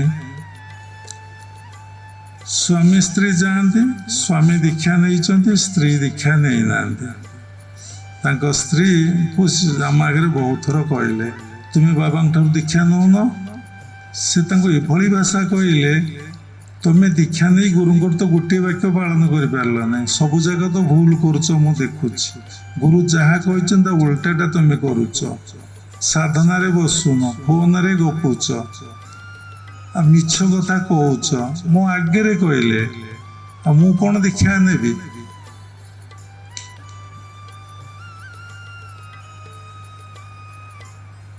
ଯିଏ ହଏ, ଯେ ନିଜେ ତିଆରି ହେଇଛି ଆଉ ଜଣକୁ ତିଆରି କରେ, ଯେ ନିଜେ ତିଆରି ହେଇନି ସେ ଆଉ ଜଣକୁ କେବେ ତିଆରି କରିପାରିବ ନାହିଁ। ତେଣୁ ଯିଏ ଆତ୍ମାରେ ପ୍ରତିଷ୍ଠା ଲାଭ କରିବ, ତା ଭିତରେ କ'ଣ ହବ ହଁ, ବୁଦ୍ଧ କହିଲେ ଶ୍ୱାସ ଦେଖ, ଆପଣ ଦେଖନ୍ତୁ କେତେ ଥର ଶ୍ୱାସ ଦେଖୁଛନ୍ତି। ନିଜେ you wakes your conscience, you wakes your mind. କେତେ ଟାଇମ୍ ଆପଣ ବସିକି ଶ୍ୱାସ ପ୍ରଶ୍ୱାସକୁ ଦେଖୁଛନ୍ତି, ଯାଉଛି ଏବଂ ଆସୁଛି, ଆଉ କୋଉଠି ମନ ନାହିଁ। Breath is life, breath is God. ଦେଖୁଛନ୍ତି ନା? କେତେଥର ଶାନ୍ତ ହେଇକି ମନ ରଖିକି ବସୁଛନ୍ତି, ସେ ଯୋଉପଡ଼ାରେ ଯାଉ। କେତେଥର ସୁଅଙ୍ଗୁ ଆପଣ ଶୁଣିପାରୁଛନ୍ତି? ସେ ପୁଣି ଭଜନ ଚାଲିଛି 21,600 ଥର। ପୁଣି ଭଗବାନ ଭଜନ କରୁଛନ୍ତି, ଯୋଉ ଭଜନ ମଲା ପରେ ବି ଚାଲେ, ମା ଗର୍ଭରେ ଥିଲା ବେଳେ ଚାଲେ, ସବୁବେଳେ ଚାଲେ। କେତେଥର ଆମେ କରିଛେ? ଆକୁ କଲେ କଣ ହବ ନା ଅବିଦ୍ୟା ଯିବ। ଯେମିତି ବୁଦ୍ଧ ଗୋଟେ ଟେକ୍ନିକ୍ କହିଛି, ଆଉ ଗୋଟେ ଟେକ୍ନିକ୍ କହିବି, ଆଉ ଗୋଟେ ଟେକ୍ନିକ୍ କହିବି। କ୍ରିୟା ଯୋଗ ପରମ୍ପରାରେ ଏତେ ଟେକ୍ନିକ୍ ବାବାଜୀ ମହାରାଜ ଦେଇଛନ୍ତି ଅବିଦ୍ୟା ଯିବା ପାଇଁ। କଣ ନା ଦେହବୋଧରୁ ଆମେ କେମିତି ମୁକ୍ତି ହବା, ଆତ୍ମବୋଧରେ ଆମେ କେମିତି ରହିବା, ଆତ୍ମାରେ ଆମେ କେମିତି ପ୍ରତିଷ୍ଠା ଲାଭ କରିବା। ଦେଖୁନାହାନ୍ତି ସମସ୍ତେ ଦେହବୋଧରେ, ଯାହାକୁ ଦେଖ ଛୋଟ ଛୁଆଟା ହେଇଛି, ଦୀକ୍ଷା ନେଇଛି, ଛୋଟ ନୁହେଁ, 15-16 ବର୍ଷ ହେଲାଣି, ସେ କହୁଛି ଗରମ ହଉଛି, ଏସି ଲାଗିଛି, କହୁଛି ଗରମ ହଉଛି। ସେ ତମକୁ କଣ ଭାବିଛି ନା ଏ ବାବାଜୀ ଉଲ୍ଲୁ। ସେ କିନ୍ତୁ ନିଜେ ଯେ ଉଲ୍ଲୁ ବୋକା, ଏସିରେ ଯେ ଥଣ୍ଡା ଲାଗେ ତାକୁ ଜଣା ନାହିଁ। ତେଣୁ ଆପଣମାନେ ଭାବୁଛନ୍ତି ବାବାଜୀ ହଉଛି ଉର୍ଲା ବୋକା। କାରଣ ତମେ ପାଠ ପଢିଛ, ତମର ଦେହବୋଧ ଜ୍ଞାନ ଅଛି, ଏ ଅବିଦ୍ୟା ପରେ ଚାଲିଛି, ରାଗ ଦେଶ ଅସ୍ମିତା ରହିଛି। ବୁଦ୍ଧ ସେକେଣ୍ଡ ଟେକ୍ନିକ୍ କହିଲେ ତୁମେ ତୁମ ଚିନ୍ତାକୁ ଦେଖ, ୱାଚ୍ ୟୁର ଥଟ୍ସ। ତୁମେ ତମର ଚିନ୍ତାକୁ ଦେଖ, ଚିନ୍ତାରେ ଇନଭଲ୍ଭ ହୁଅ ନାହିଁ। ଏମିତି କଥା ଶୁଣୁଛ, ଭାବୁଛ, ଜଣେ ଇଞ୍ଜିନିୟର କାମ ଦେଖୁଛି, କାମଟା ଠିକ୍ ଭୁଲ ତା ଭିତରେ ଚିନ୍ତା କରୁଛି। ଜଣେ ଗୀତ ବୋଲୁଛି, ତମେ ଶୁଣୁଛ, ଗୀତ ଠିକ୍ ବୋଲୁଛି ଭୁଲ ତମେ ଶୁଣୁଛ ନି ଚିନ୍ତା କରୁଛ। ସେଇଭଳି ଭାବରେ ତୁମେ ତୁମ ଚିନ୍ତାକୁ ଦେଖ, କିନ୍ତୁ ଚିନ୍ତା ସହିତ ତୁମେ ଇନଭଲ୍ଭ ହୁଅ ନାହିଁ, ତା ସହିତ ଜଡ଼ିତ ହୁଅ ନାହିଁ। କାହିଁକି ମୋ ମନରେ ଚିନ୍ତା ଆସିଲା? କିଛି ଭାବ ନାହିଁ। ତୁମେ ତୁମ ଚିନ୍ତାକୁ ଭଲ ଭାବରେ ଜାଣ। You know your thoughts very well. ଭଲ ଭାବରେ ତୁମେ ଦେଖ, ଜାଣ କଣ କଣ ସବୁ ମୋ ଭିତରୁ ଆସୁଛି। ଗୋଟେ ଏକୁଟିଆ ଘରେ ବସିବ, ଗୁରୁମାନଙ୍କର ବିଗ୍ରହ ରଖିବ, ସେ ଘରକୁ କେହି ଯିବେ ନାହିଁ, ତମେ ତମର ବସିବ। ତମ ଭିତରେ କଣ କଣ ଆସୁଛି ଦେଖିବ, ଯାହା ଅଛି ତା ଆସିବ, ଯାହା ନାହିଁ ତା କଣ କେବେ ଆସିବ କି? କେବେ ଆସିବ? ହଜାର ହଜାର ଲୋକ ଦେଖୁଛ, କୌଣସି ରଥଯାତ୍ରାରେ କି ଠାକୁର ମେଳାରେ, ସବୁ ମୁହଁ କଣ କେବେ ଆସୁଛି? ଗୋଟିଏ ଗୋଟିଏ ମୁହଁ ଆସେ। କାହିଁକି ନା ତାର ତୁମର କଣ ସମ୍ପର୍କ, କୋଉ ଜନ୍ମ ଜନ୍ମାନ୍ତରୁ ହିଁ ରହିଛି। କଣ ଆସୁଛି? କେତେକ ଆସି ପଳାଏ, କେତେକ ପରମାନେଣ୍ଟ ରୁହେ। ତମ ଅବଚେତନ ମନରେ ବାବା କହିଥିଲେ ସବକନସିୟସନେସ୍ ମାଇଣ୍ଡରେ ଯିଏ ଥବ ସେ ହିଁ ଆସିବ, ନହେଲେ ଆସିବ। ଯେତେ ରୂପ ଦେଖ, ଯେତେ କାମ କର, ଯେତେ ଯାହାକୁ କର, ଜମା ଆସିବ। ଯିଏ ତମ ସବକନସିୟସନେସ୍ ମାଇଣ୍ଡରେ, ଅବଚେତନ ମନରେ ଯିଏ ରହିଯାଇଛି, ସେ ନିଶ୍ଚିନ୍ତ ହିଁ ଆସିବ। ତେଣୁ କୌଣସି ଚିନ୍ତା ସହିତ ତୁମେ ଇନଭଲ୍ଭ ହୁଅ ନାହିଁ। ଚିନ୍ତାକୁ ଦେଖ, ଚିନ୍ତାକୁ ଜାଣ। ତୁମେ ବାରମ୍ବାର ଚିନ୍ତାକୁ ଜାଣିବ, ଏଇ ଥଟ୍ସ ମୋ ଭିତରେ ଆସୁଛି, ସେ ଥଟ୍ସ ପଳେଇବ। କଣ ସେ କଥାର ଶକ୍ତି ରହିଛି? ଆଉ ସେ ଚିନ୍ତା ଦିନ ଆସିବ, ଚିନ୍ତା ଭ୍ୟାନିଶ କରିଯିବ। ତୁମେ ଯଦି ଚିନ୍ତା ସହିତ ଇନଭଲ୍ଭ ହେଇଗଲ, ମୋ ଭିତରେ କାହିଁକି ଏଇ ଚିନ୍ତା ଆସିଲା, ଏଇ ଚିନ୍ତା ଆସିବା କଥା ନୁହେଁ, ମୁଁ ଏଇ ଚିନ୍ତା କରୁଛି, ମୋତେ ହିଁ କର୍ମ ଫଳ ଭୋଗ କରିବାକୁ ପଡ଼ିବ, ମରିଯିବ ତୁମେ ମାନସିକ ବିକାର ରୋଗଗ୍ରସ୍ତ ହେଇଯିବ। ଗୁରୁଦେବ ଇଂଲିଶରେ କହୁଥିଲେ ନୋ ଗଡ୍ ନୋ ଥଟ୍ସ। ତେଣୁ ସବୁ all thoughts are coming from God ବା ସୋଲ୍। ସବୁ ଚିନ୍ତା ତାଙ୍କ ପାଖରୁ ଆସୁଛି। ତୁମେ ଦେଖ, ସତ କଥା। ମୁଁ ଆଜି ପାପ କରିଛି, ସେ ମୋ ଭିତରେ ଥବାରୁ, ପୁଣ୍ୟ କରିଛି ସେ ମୋ ଭିତରେ ଥବାରୁ ମୋତେ ନିର୍ଦ୍ଦେଶ ମିଳିଥିଲା ଧର୍ମ ଲାଭ କରିବା ପାଇଁ। ସାରା ସୃଷ୍ଟିକୁ ଯେ ଧାରଣ କରି ରଖିଛି ତାକୁ ଉପଲବ୍ଧି କରିବା, ଅନୁଭବ କରିବାଟା ହେଉଛି ଧର୍ମ। ଏଇ ପୁଣ୍ୟ କାମ କଲେ ମନ ବହୁତ ଶୁଦ୍ଧି ପବିତ୍ର ହେଇଯାଏ। ଯଦି ନିଷ୍କାମ ଚିତ୍ତରେ କରୁଥିବ, ପ୍ରତିଷ୍ଠାର ଲାଳସା ନଥିବ, 5 ଟଙ୍କା ଆଣି 3 ଟଙ୍କା ଦେଇ 2 ଟଙ୍କା ମୁଁ ଖର୍ଚ୍ଚ କରିବି, 5 ଟଙ୍କା ଜାଗାରେ 5 ଟଙ୍କା ଦେଇକି ନିଜ ଶ୍ରମ ଯିଏ ଦେଇପାରୁଥିବ, ତା ମନ ଶୁଦ୍ଧି, ମନ ପବିତ୍ର ହେଇଯିବ। ଗୋଟେ ଏକ୍ସାମ୍ପଲ୍ ଦେଖ, ତୁମେ ସେବାରେ ରୁହ ବାରମ୍ବାର, କୌଣସି ଭାବନା ମନରେ ଆଣିବ ନାହିଁ। ସେବା ଉପରେ ଗୋଟେ ଏପିସୋଡ୍ ପୁରୀରେ ହେଇଥିଲା ରଥଯାତ୍ରା ସମୟରେ, ଏବଂ ଆତ୍ମବୋଧରେ ସେବା, ବାସ୍ତବରେ ଭଗବାନଙ୍କର ସେବା। ଯୋଉ ସେବା ହିଁ ଦୁନିଆରେ ସବୁ ଭଗବାନଙ୍କର ସେବା।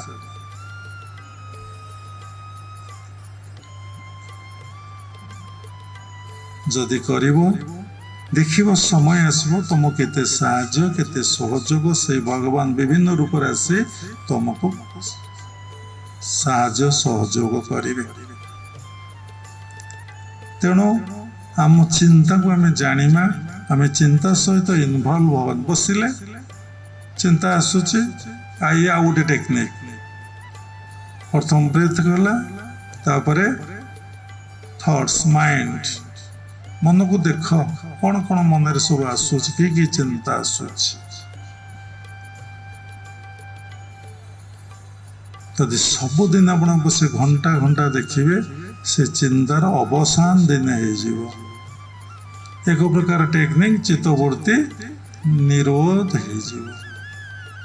ଥାର୍ଡ ହେଉଛି କ୍ରିୟାଯୋଗ ପରମ୍ପରାରେ ସେକେଣ୍ଡ କ୍ରିୟାର ଯେଉଁ ଟେକ୍ନିକ୍ଟି ଦିଆଯାଏ, ତଳିପା ଠାରୁ ମୁଣ୍ଡ ଯାଏଁ ସହସ୍ରା ଯାଏଁ ଏବଂ ସହସ୍ରା ଠାରୁ ତଳିପା ଯାଏଁ। ତେଣୁ ପ୍ରତ୍ୟେକ ଜାଗାରେ ଆଖି ଖୋଲ, ପ୍ରତ୍ୟେକ ଜାଗାରେ ତୁମେ ମନକୁ କ'ଣ କରିବ ନା ରଖିକା ଯାଅ, ରଖିକା ଆସ।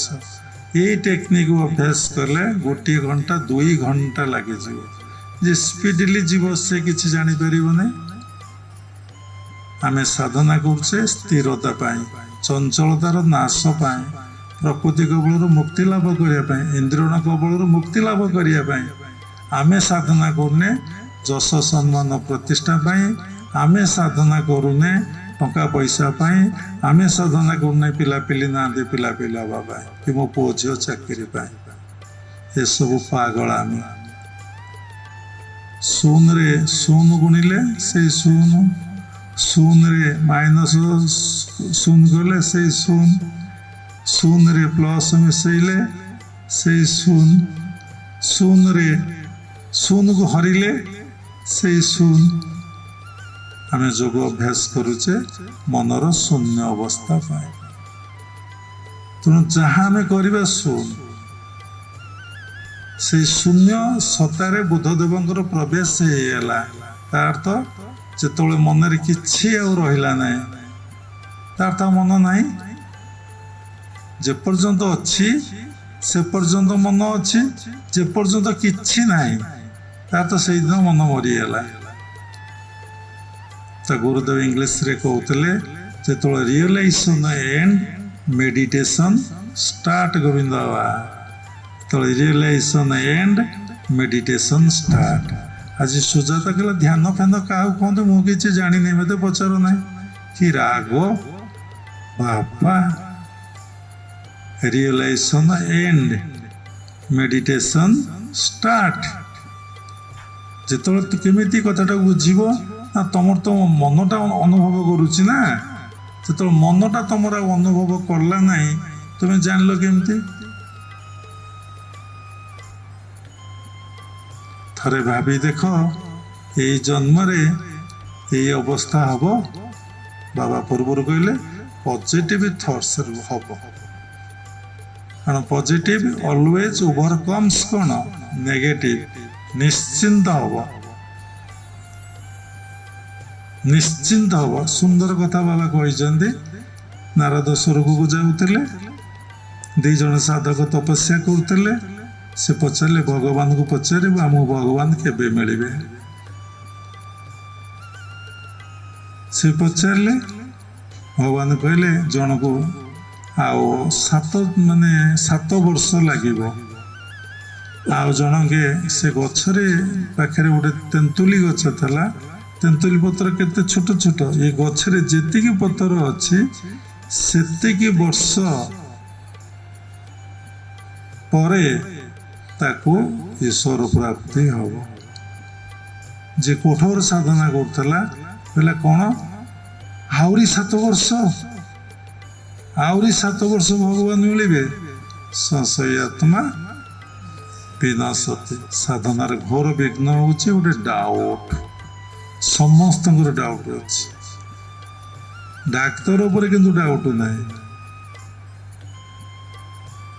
ଗାଡ଼ି ଡ୍ରାଇଭର ଉପରେ ଡାଉଟ ନାହିଁ, ପାଇଲଟ ଉପରେ ଡାଉଟ ନାହିଁ, ଆକାଶରୁ କୋଉଠି ଖସେଇ ଦେବ ସେଥିରେ ଡାଉଟ ନାହିଁ, ଯାହାକୁ ଭଲ ପାଉଛ ତା ଉପରେ ଡାଉଟ ନାହିଁ, କିନ୍ତୁ ଡାଉଟ ଗୁରୁ ଭଗବାନଙ୍କ ଉପରେ। ସମୀକ୍ଷା କରି ଦେଖ, ବାବାଙ୍କ କଥା ଗୋଟେ ଭାସି ଯାଆନ୍ତୁ ନାହିଁ। ଯୋଉ ସମୀକ୍ଷା କରି ଦେଖନ୍ତୁ, ବାରିକ କ୍ଷୌର କର୍ମ କରୁଛି ତା ଉପରେ ଡାଉଟ ନାହିଁ, ତଣ୍ଟି ତଳେ ସେ ଚଲେଇବ ଅସ୍ତ୍ର, ଗୋଟେ ମୁହୂର୍ତ୍ତ ଲାଗିବନି ମାରିଦେବ। କିନ୍ତୁ ଭଗବାନଙ୍କ ଉପରେ ସବୁବେଳେ ଆମର ଡାଉଟ। ସତରେ ଗୀତାଟାକୁ ପଢିକି କିଏ ଗୋଟିଏ ଶ୍ଲୋକ ଉପରେ କାହାର ବିଶ୍ୱାସ ଅଛି? ନବମ ଅଧ୍ୟାୟର 22 ଶ୍ଲୋକ, ଷଷ୍ଠ ଅଧ୍ୟାୟର 22 ଶ୍ଲୋକ, 18 ଅଧ୍ୟାୟର 66 ଶ୍ଲୋକ। ଅର୍ଜୁନ କହିଲେନି ସେଟା କୋଉ ଶ୍ଲୋକ? 73 ନା 73। ନଷ୍ଟ ମହାସ୍ମୃତି ଲବ୍ଧା, ମୋର ମୋହ ନଷ୍ଟ ହେଇଗଲା, ମୋର ଅଜ୍ଞାନତା ଚାଲିଗଲା, ମୋର ଅବିଦ୍ୟା ଚାଲିଗଲା, ମୋ ଯୋଉ ଉପରେ ଢାଙ୍କୁଣୀ ଥିଲା, ମୋହଗ୍ରସ୍ତ ଥିଲା ମୁଁ ଅର୍ଜୁନ, ମୁଁ ସେ ଆତ୍ମା, ସମସ୍ତେ ସେଇ ଆତ୍ମା। ଏଇ କନସିୟସନେସ୍ ପାଇଁ ଦୀକ୍ଷା ଗ୍ରହଣ, ଏଇ କନସିୟସନେସ୍ ପାଇଁ ଟେକ୍ନିକରେ ଆପ୍ଲାଏ। ଏଟା ହଉଛି ବେସିକ ନଲେଜ, ମୌଳିକ ଜ୍ଞାନ ସମସ୍ତଙ୍କର ରହିବା କଥା।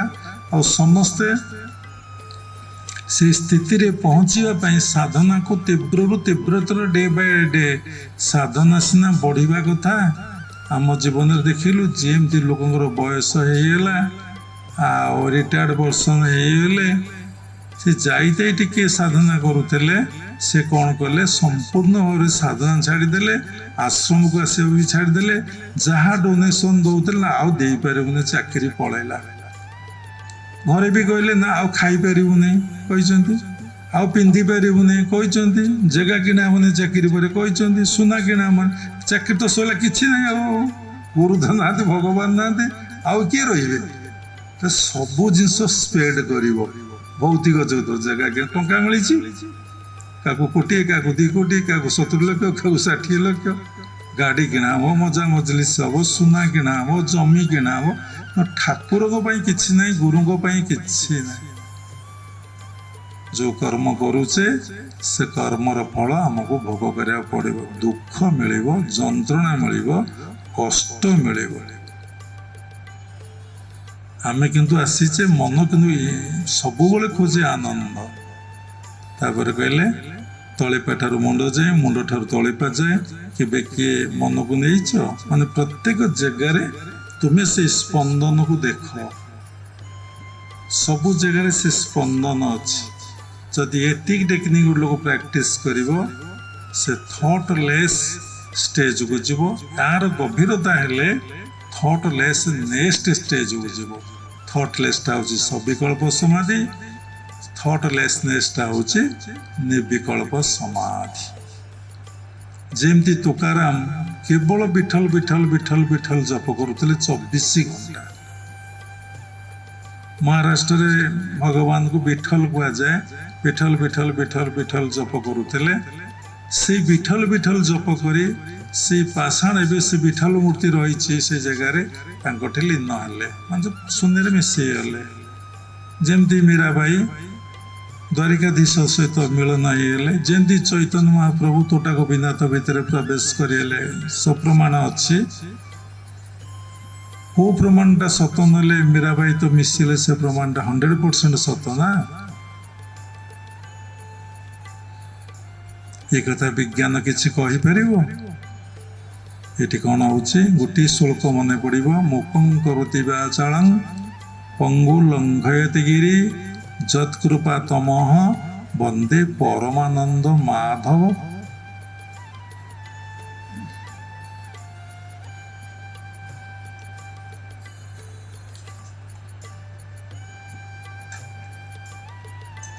କିନ୍ତୁ ଆମର କ'ଣ ହେଉଛି ନା ଏସବୁ କଥାକୁ ଆମେ ପଢ଼ୁଛେ, ଏସବୁ କଥାକୁ ଜାଣୁଛେ, ଆମର ଅବସ୍ଥା ହେଉନି। ଆମେ ଦୀକ୍ଷା ଗ୍ରହଣ କରିଛେ କିନ୍ତୁ ଗୁରୁ ମୋର ଅଛନ୍ତି, ଗୁରୁ ମୋର ପଥ ପ୍ରଦର୍ଶକ ମାର୍ଗଦର୍ଶକ, ସେ ମୋ ଭିତରେ ଅଛନ୍ତି, ସବୁ ଜାଣୁଛନ୍ତି, ସେ ମୋର ସବୁ କିଛି, ତାଙ୍କ ନିକଟରେ ମୁଁ ସମର୍ପିତ, ତାଙ୍କର ନିର୍ଦ୍ଦେଶ ଆଦେଶ ଅନୁଯାୟୀ ମୋ ଜୀବନଟାକୁ ନିର୍ବାହ କରିବି। ସେ ମୋର ପଥ ପ୍ରଦର୍ଶକ, ସେ ମୋ ଜୀବନ ରଥର ସାରଥୀ, ସେ ମୋତେ ଯେମିତି ଚଲେଇବେ ମୁଁ ସେମିତି ଚାଲିବି। ଏ ଚିନ୍ତାଧାରା ଜମା ନାହିଁ। ଦୀକ୍ଷା ଗୋଟେ ପ୍ରହସନରେ ପରିଣତ ହେଇଯାଇଛି। ଯେତେ କଷ୍ଟ ହଉ ବସ, ପ୍ରହସନରେ ପରିଣତ ହେଇଯାଇଛି। ପ୍ରକୃତ ଦୀକ୍ଷାର ଅର୍ଥ କେହି ଆଉ ବୁଝୁନାହାନ୍ତି। କାରଣ ଘୋର କଳିଯୁଗ, ସମସ୍ତେ ଭଗବାନଙ୍କର ବିଭୂତିକି ଚାହାନ୍ତି କିନ୍ତୁ ଭଗବାନଙ୍କୁ ଚାହାନ୍ତି ନାହିଁ। ଭଗବାନଙ୍କର ବିଭୂତିକି ଚାହାନ୍ତି। ଥରେ ଶିରିଡ଼ି ସାଇବାବା ବସିଛନ୍ତି, ସମସ୍ତ କଥା କୁହାହେଇଛି। ତାଙ୍କ ପାଖରେ ଜଣେ ଲେକ୍ଚର ବସିଛନ୍ତି। ଏ ସମୟରେ 2 ଜଣ ମୁସଲିମ ଝିଅ, ସୁନ୍ଦର ଝିଅ ପ୍ରଣାମ କରିବାକୁ ଆସିଲେ। ସେମାନେ କହିଲେ ଆମେ ପରଦା ଟେକିବୁ। ମୁହଁରୁ ସେ ବାବା କହିଲେ ଟେକନ୍ତୁ। ସେ ପ୍ରଣାମ କଲେ, ବାବା ଆଶୀର୍ବାଦ କଲେ, ସେ ଫେରିଗଲେ। ସେଇ ସୌନ୍ଦର୍ଯ୍ୟରେ ସେ ଲେକ୍ଚର ଜଣ ମୁଗ୍ଧ ହେଇଗଲେ, ଆକୃଷ୍ଟ ହେଇ ପଡ଼ିଲେ। ମନେ ମନେ ଖରାପ ଚିନ୍ତା ତାଙ୍କର ହେଲା। ସେଇଠି ସାଇବାବା କ'ଣ କଲେ, ତାଙ୍କ ପିଠିରେ ଗୋଟେ ଚାପୁଡ଼ା ଦେଲେ। କହିଲେ ଈଶ୍ୱରଙ୍କର ବିଭୂତିକି ଦେଖି ତୁମେ ତ ଆକୃଷ୍ଟ। ଈଶ୍ୱର କେତେ ସୌନ୍ଦର୍ଯ୍ୟମୟ, ଆନନ୍ଦମୟ, ପ୍ରେମମୟ ହୋଇଥିବେ, ତାଙ୍କ ପ୍ରତି ତୁମେ ଆକୃଷ୍ଟ ହଉନ? ତାଙ୍କ ଭିତରେ ଈଶ୍ୱର ଥିବାରୁ ସେମିତି ଦେଖାଯାଉଛନ୍ତି। ଯେତେବେଳେ ଈଶ୍ୱର ବାହାରି ଯିବେ, ଛୁଇଁବେ ନାହିଁ ତୋତେ ବୋଲିବେ ମଡ଼ା, ଛଖଣ୍ଡି କାଠ ହବ ତୋ ପାଇଁ ଲୋଡ଼ା, ଛାର ଦେହକୁ ମନ କରିଛୁ ସଜ, ଛନ୍ଦ କପଟ ତେଜିନ ଗୋବିନ୍ଦ ଭଜ। କି ଛନ୍ଦ, କେତେ ରଙ୍ଗର କଥା, ଅଇନି ହଁ ଅଇକିନି ନାହିଁ, ଅନ୍ ଡିସିସନ୍ ଡିସିସନ୍ ଚେଞ୍ଜ। କେତେ କପଟତା, ଭିତରେ ଗୋଟେ ବାହାରେ ଗୋଟେ, ଗୋଟିଏ କପଟତା, କେତେ ଗୋଟେ କଥାରେ କେତେ କପଟତା। ଠାକୁର ରାମକୃଷ୍ଣ କହିଲେ, ଆଜି ଠାକୁରଙ୍କ କଥା କୁହା ହେଇନାହିଁ, ସାଧୁ ହବା ସହଜ, ସାଧୁ ହବା ସହଜ, କିନ୍ତୁ ସରଳ ହବା ସହଜ ନୁହେଁ। ଦେଖୁନାହାନ୍ତି, ବହୁତ ସାଧୁଙ୍କୁ ପଚାରୁନାହାନ୍ତି ଟଙ୍କା କେତେ ରଖିଛନ୍ତି, ଆକାଉଣ୍ଟ କେତେ କହିଦେବେ, କେମିତି ଜୀବନ ନିର୍ବାହ କରୁଛ କହିଦେବେ, କହିଦେବେ। କିଏ ସେ ସାଧୁ? କିଛି କହିବେ ନାହିଁ। ମୋତେ ସେଥିଲାଗି ପିଲାଦିନରୁ ଭଲ ଲାଗେ, କେମିତି ମାନେ ସରଳର ଆହୁରି ସରଳ। ଯଦି ସମସ୍ତଙ୍କୁ ସେ ଈଶ୍ୱର ବୋଲି ଭାବିବେ, ଲୁଚେଇବେ କାହାକୁ? ତେଣୁ ସାଧୁ ହବା ସହଜ, କିନ୍ତୁ ସରଳ ହବାଟା ଏତେ ସହଜ ନୁହେଁ। ଅନେକ ଜନ୍ମର ସଂସ୍କାର ଥିଲେ ଲୋକ କ'ଣ ହୁଏ, ସରଳ ହୁଏ। ଗଣ୍ଠିଆ ବାଉଁଶ କୋଉ କାମରେ ଲାଗେ, ବଙ୍କା ବାଉଁଶ କୋଉ କାମରେ ଲାଗିବ? ଯୋଉ ବାଉଁଶରା ଗଣ୍ଠି ବଙ୍କା ଟଙ୍କା, ସେ କୋଉ କାମରେ ଲାଗିବ? ଯେ ସରଳ ବାଉଁଶ, ସମସ୍ତେ ତାକୁ ଭଲ ପାଇବେ, କାଟିକି ଆଣି ତ କାମରେ ଲଗେଇଦେବେ। ଯେତେ ଗଣ୍ଠି ବାଉଁଶ କହନ୍ତି, ସାଧାରଣ ଗାଁ ଗଣ୍ଡା ପରିବେଶରେ ଗଣ୍ଠି ଲୋକଟେ, ଆପଣଙ୍କ ଗାଁ ଗଣ୍ଡାରେ ଭାଷା ଅଛି କି ନ ଅଛି, ଆମେ ତ ଗ୍ରାମାଞ୍ଚଳ, ସହରରେ ରହୁନୁ, ଆପଣମାନେ ଓଡ଼ିଶାର ହେଡ଼ରେ ରହୁଛନ୍ତି, ଜ୍ଞାନୀ ଲୋକ। କହନ୍ତି ଗଣ୍ଠି ବାଉଁଶ, ବଙ୍କା ବାଉଁଶ ତ ଫୋପାଡ଼, ରିଜେକ୍ଟ। ଯଦି ସରଳ ବାଉଁଶ 100 ଟଙ୍କା ହେବ, ଇଏ 10 ଟଙ୍କା ବି କାମରେ ଲାଗିବନି। ଏ ତ କାମରେ ଲାଗିବନି ଆଉ। ଦେଖନ୍ତୁ ଯେତେ ଲୋକ ଗଣ୍ଠି ଆଉ ବଙ୍କା ମାନେ ଛନ୍ଦ କପଟ ତେଜିନ ଗୋବିନ୍ଦ ଭଜ, ସେମାନେ କୋଉ କାମରେ ଲାଗୁଛନ୍ତି? ଯେ ସରଳ ସେ ସବୁ କଥା ହୃଦୟ ଖୋଲି କହିଦେବେ। ଖୋଲା ମନ, ଖୋଲା ହୃଦୟ, ସେଇଠି ଭଗବାନ ପ୍ରକାଶିତ ହୁଅନ୍ତି। ସବୁରି ଭିତରେ ଅଛନ୍ତି, ପ୍ରକାଶିତ ହୁଅନ୍ତି ଯାହା ଭିତରେ ସରଳତା ଅଛି, ଜଟିଳତା ନାହିଁ। ଏକଦମ ସହଜ ତାଙ୍କୁ ତମ ଭିତରେ ପ୍ରକାଶ ହେବେ, ତାଙ୍କ ଉପଲବ୍ଧି ଅନୁଭବ କରିବା। ଆଜି ସରଳ ହେଇଯାଅ ନା, କେବେ ହବା? କାହିଁକି ନା ତମ ଭିତରେ ସାଧନା ନାହିଁ, ତମ ଭିତରେ ଅବିଦ୍ୟା ଅଛି। ମୁଁ ସେଇ ଆତ୍ମା, ସମସ୍ତେ ସେଇ ଆତ୍ମା, ଜଡ଼ଠାରୁ ଚେତନ ପର୍ଯ୍ୟନ୍ତ ବୋଧ ହଉନି। କାହିଁକି ନା ମନ ଆମର ମୂଳାଧାରରେ ଅଛି, ସ୍ୱାଧିଷ୍ଠାନରେ ଅଛି, ମଣିପୁରରେ ଅଛି, ଅନାହତରେ ଅଛି, ବିଶୁଦ୍ଧରେ ଅଛି। ଆମେ କଣ ଆକୁ ଛାଡ଼ିପାରିବା? ଆମେ କଣ କହିବା ପ୍ରଭୁ ତମର ବିଭୂତି ଦରକାର ନାହିଁ, ତୁମେ ଦରକାର? କିନ୍ତୁ ତାକୁ ଯେ ପାଇଲେ ସବୁ ଯେ ପାଇବା, ଏଇ କଥା ଆମେ ଏପର୍ଯ୍ୟନ୍ତ ଜାଣିନେ। ଯେ ପର୍ଯ୍ୟନ୍ତ ତୁ ଜଗତକୁ ନ ଭୁଲିଛୁ, ନିଜକୁ ନ ଭୁଲିଛୁ, ତୁ ମତେ ପାଇପାରିବୁନି। ନିଜକୁ ବି ଭୁଲିବୁ। କେମିତି ଭୁଲିବୁ? ନା ଗୋପୀମାନେ ଯେମିତି କୃଷ୍ଣ ଚିନ୍ତା କରି ସବୁ କିଛି ଭୁଲି ଯାଇଥିଲେ, ରାଧାରାଣୀ ଯେମିତି ଭଗବାନ ଶ୍ରୀକୃଷ୍ଣଙ୍କୁ ଚିନ୍ତା କରି ସବୁ କିଛି ଭୁଲି ଯାଇଥିଲେ। ଦିନ ରାତି ସେମାନେ ବି ଜାଣି ପାରୁନଥିଲେ, ସବୁ ବିସ୍ମରଣ ହେଇଯାଉଥିଲେ। ଆମେ କଣ କରୁଛେ ନା ଭଗବାନଙ୍କୁ ବିସ୍ମରଣ ହେଇଯାଇଛେ, କିନ୍ତୁ ସଂସାରକୁ ବିସ୍ମରଣ ହେଇନି। ପୁରୁଷ କହୁଛି ମୋର ସ୍ତ୍ରୀଟେ ଦରକାର, ସ୍ତ୍ରୀ କହୁଛି ମୋର ସ୍ୱାମୀଟେ ଦରକାର, ଐଶ୍ୱର୍ଯ୍ୟ ଦରକାର। ଭଗବାନଙ୍କୁ ଆମେ ବିସ୍ମରଣ ହେଇଯାଇଛେ। ଯେତେବେଳେ ବିଦ୍ୟା ଆସିବ ଆପଣ ବିସ୍ମରଣ ହେବେ ନାହିଁ, ଆପଣଙ୍କର ଅଜ୍ଞାନତା ରହିବ ନାହିଁ, ଆପଣଙ୍କ ଭିତରେ ମୋହ ଆଉ ରହିବ ନାହିଁ। ପ୍ରତ୍ୟେକଟି ମୁହୂର୍ତ୍ତରେ ଆପଣ ଫିଲ୍ କରିବେ, you will feel always I am soul, everything is sole.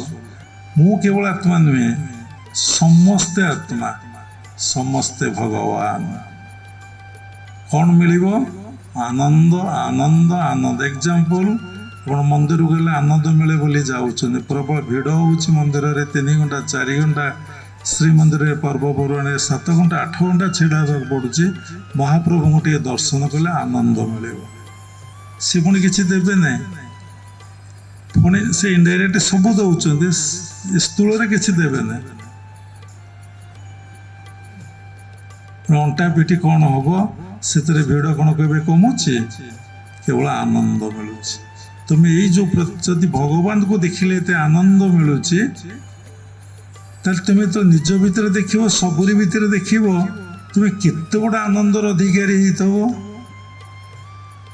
ଯଦି your body is temple of God, ଭଗବାନଙ୍କର ମନ୍ଦିର, ସମସ୍ତେ ସେ ଭଗବାନଙ୍କର ମନ୍ଦିର। ସେ ମନ୍ଦିର ଭିତରେ ଯେଉଁ ଆତ୍ମା ଅଛନ୍ତି, ଯେଉଁ ପରମାତ୍ମା ଅଛନ୍ତି ସହସ୍ରାରେ, ତାଙ୍କୁ ଯେତେବେଳେ ଆପଣ ଦର୍ଶନ କଲେ, ଚିନ୍ତନ କଲେ, ବିଚାର କଲେ, ମନକୁ ନେଇ ସେଇଠି ରଖିଲେ, ତାହେଲେ ଆପଣ କେତେ ଆନନ୍ଦ ପାଇବେ। ଏବଂ ଯେତେବେଳେ ନିଜ ଭିତରେ ଦର୍ଶନ ହବ, ସର୍ବଭୂତରେ ଆପଣଙ୍କର ଦର୍ଶନ ହବ। ସେଥିଲାଗି ଯିଏ ଯେତେ ଫାଷ୍ଟ କ୍ରିୟାକୁ ଭଲ ଭାବେ ଗୁରୁଙ୍କ ପାଖରେ ବୁଝି ଏବଂ ଗୁରୁଙ୍କ ସାନ୍ନିଧ୍ୟରେ ଅଭ୍ୟାସ କରି, ଗୁରୁଙ୍କୁ ଦେଖାଇ, ତାପରେ ଘରେ ଯାଇକି ଅଭ୍ୟାସ କରିଲେ ଆପଣ ଭିତରେ ଆତ୍ମବୋଧ ଅବସ୍ଥା ଆସିବ।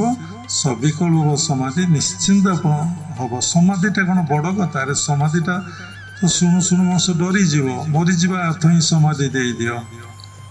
ଏ ଜୀବନ୍ତ ସମାଧି କ'ଣ? ମରିଗଲେ ଯିବ, ଯିବ ଯୋଉଠିକି, ଜି ଥାଉ ଥାଉ ଯାଅ ସେଇଠିକି, ଜି ଥାଉ ଥାଉ ଯାଅ ସେଇଠି।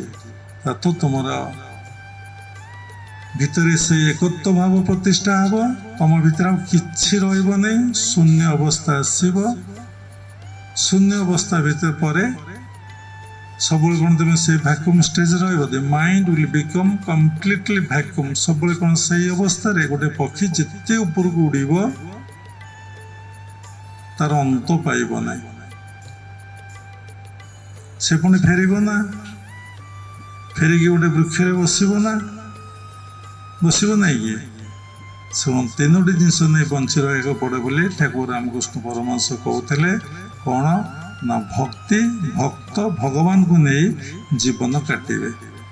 ଭକ୍ତି, ଭକ୍ତ ଆଉ ଭଗବାନ, ଏଇଟା ରିଏଲାଇଜେସନ୍ ସୁନ୍ଦର କଥା।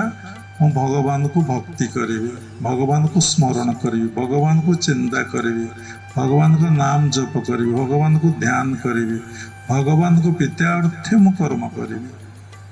ଭକ୍ତି, ଭକ୍ତ ଯିଏ ଏଥିରେ ପ୍ରତିଷ୍ଠିତ ହୋଇଯାଇଛନ୍ତି, 24 ଘଣ୍ଟା ତାଙ୍କୁ ଭଜନ କରୁଛନ୍ତି, ସେଇ ଭାବରେ ଗୋଟିଏ ଭାବରେ ସେ ଯିଏ ରହିଛନ୍ତି ସେ ହେଲେ ଭକ୍ତ। ଯେ ନିଜ ଭିତରେ ଦେଖୁଛନ୍ତି, ସର୍ବଭୂତରେ ଦେଖୁଛନ୍ତି, ଯାହାଙ୍କର ତନ ମନ ପ୍ରାଣ ତାଙ୍କ ସହିତ ମିଶି ଯାଇଛି, ଏକକାର ହେଇଯାଇଛି, ସେ ଭକ୍ତ। ଯିଏ ତାଙ୍କ ପ୍ରତି ଗଭୀର ମାନେ ଭଲ ପାଇବା, ଆଉ କେହି ନାହାନ୍ତି। ଯେମିତି ରାଧାରାଣୀଙ୍କ ପାଖରେ ଭଗବାନ ଶ୍ରୀକୃଷ୍ଣ ବିନା କେହି ନଥିଲେ, ଗୋପୀଙ୍କ ପାଖରେ ଭଗବାନ କାନିଆ ଭିତରେ ଆଉ କେହି ନଥିଲେ, ସେଇ ଭାବଟା ହିଁ ରହିଛି। ତାହେଲେ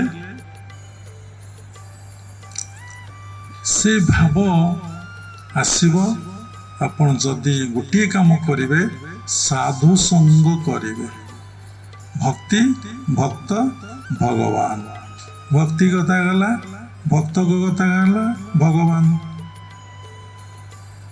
ସବୁରି ଭିତରେ ଅଛନ୍ତି, ଯାହାଠାରୁ ସୃଷ୍ଟି ତୈରି ହେଇଛି।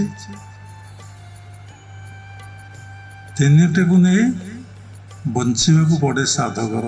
ଭକ୍ତି, ଭକ୍ତ, ଭଗବାନ। ଖାଲି ଯେ ଶୂନ୍ୟ ଅବସ୍ଥା ରହିବ ସେ ନିରସ ହେଇଯିବ, ଶୁଷ୍କ ହେଇଯିବ, ସେ ତାର ପ୍ରକୃତ ପ୍ରେମ ଭାବଟା ଆସିବ ନାହିଁ।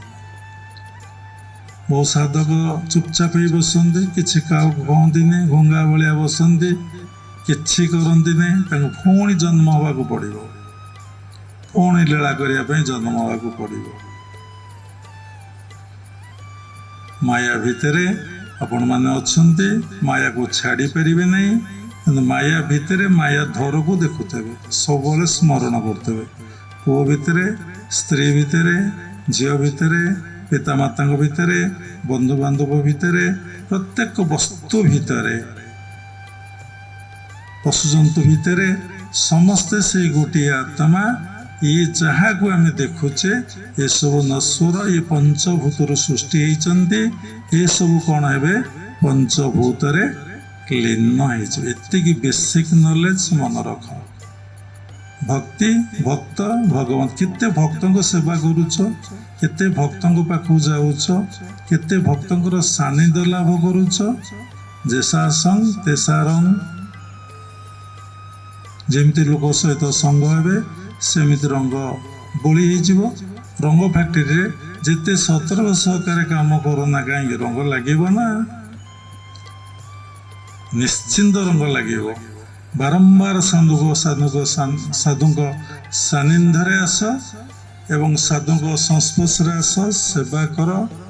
ସାଧୁଙ୍କ ପାଇଁ କିଛି ଖାଇବା ପିଇବା ରହିବାର ବନ୍ଦୋବସ୍ତ କର। ମୁଁ କହୁନି ଆମକୁ କର ବୋଲି, ଦେଖନ୍ତୁ ଯାହାର ଶ୍ରଦ୍ଧା ହେଉଛି କରି ସେ ଦେଖୁ, ଏବଂ ଦେଖିବେ ତାର କେତେ ମାନସିକତା, କେତେ ସ୍ତରରେ କେତେ ଡେଭଲପ୍, ତାହାର ମନରେ କେତେ ବିଷାଦ ପଳେଇବ, ଦୁଃଖ ପଳେଇବ, ଯନ୍ତ୍ରଣା ପଳେଇବ, କଷ୍ଟ ପଳେଇବ, ତା ମନ ଆନନ୍ଦରେ ପରିପୂର୍ଣ୍ଣ ହେବ।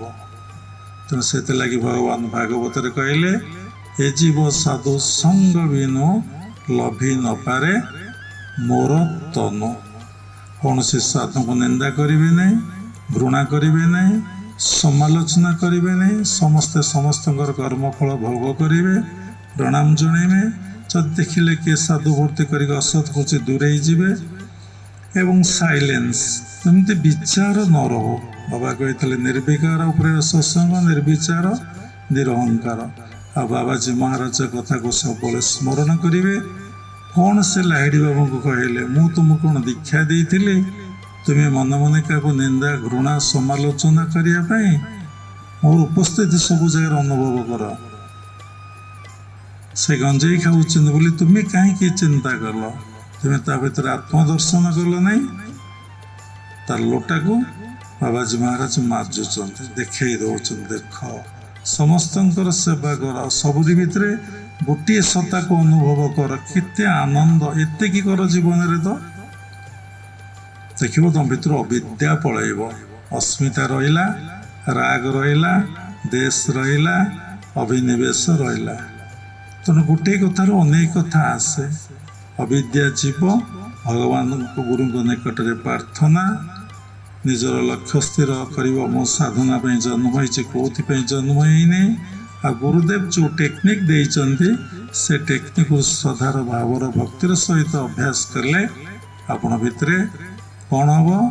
ଅହଙ୍କାର ଅଜ୍ଞାନତା ଯିବ। ଅସ୍ମିତା ପରେ କୁହାହବ କେମିତି ମୁଁ ମୋର ଭାବ। ସେଇ ଅସ୍ମିତା ନେଇକି ଏବେ ସାରା ଭାରତରେ ପଲିଟିକ୍ସ ଚାଲିଛି। କିନ୍ତୁ ଅସ୍ମିତାଟା କାହାକୁ ଭଲ ଭାବରେ ଜଣା ନାହିଁ।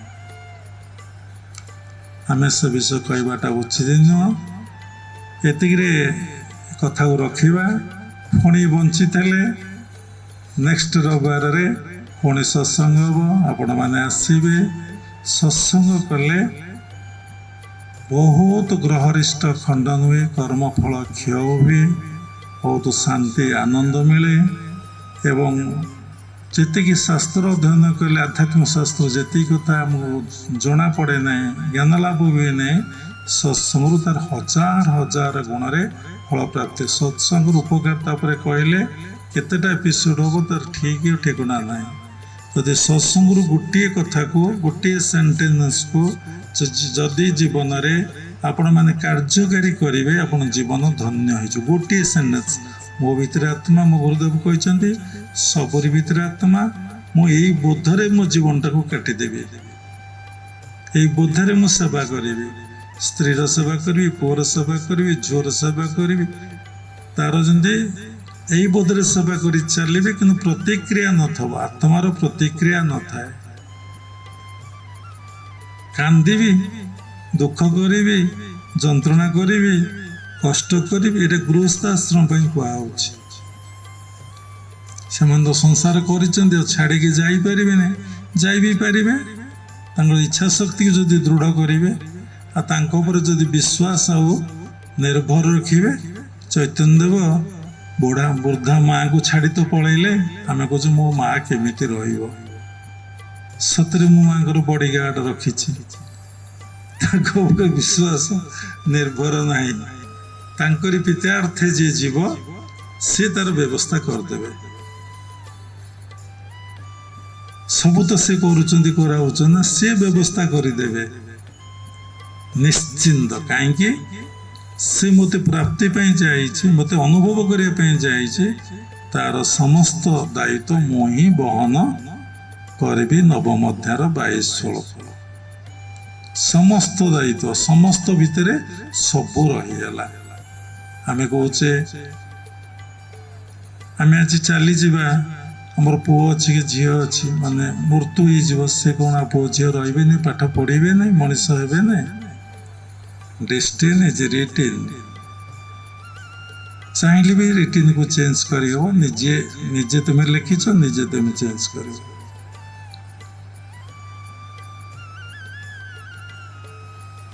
ତୁମେ ଦେଖିଲ ଏଇଟା ସତ୍ ଲାଇଫ୍, ଏଇଟା ଅସତ୍ ଲାଇଫ୍। କାରଣ ତ ମଣିଷ ଜୀବଶ୍ରେଷ୍ଠ କେବଳ ହ୍ୟୁମାନ୍ ବିଙ୍ଗ ପାଇଁ କଥା କୁହାଯାଇଛି ନା।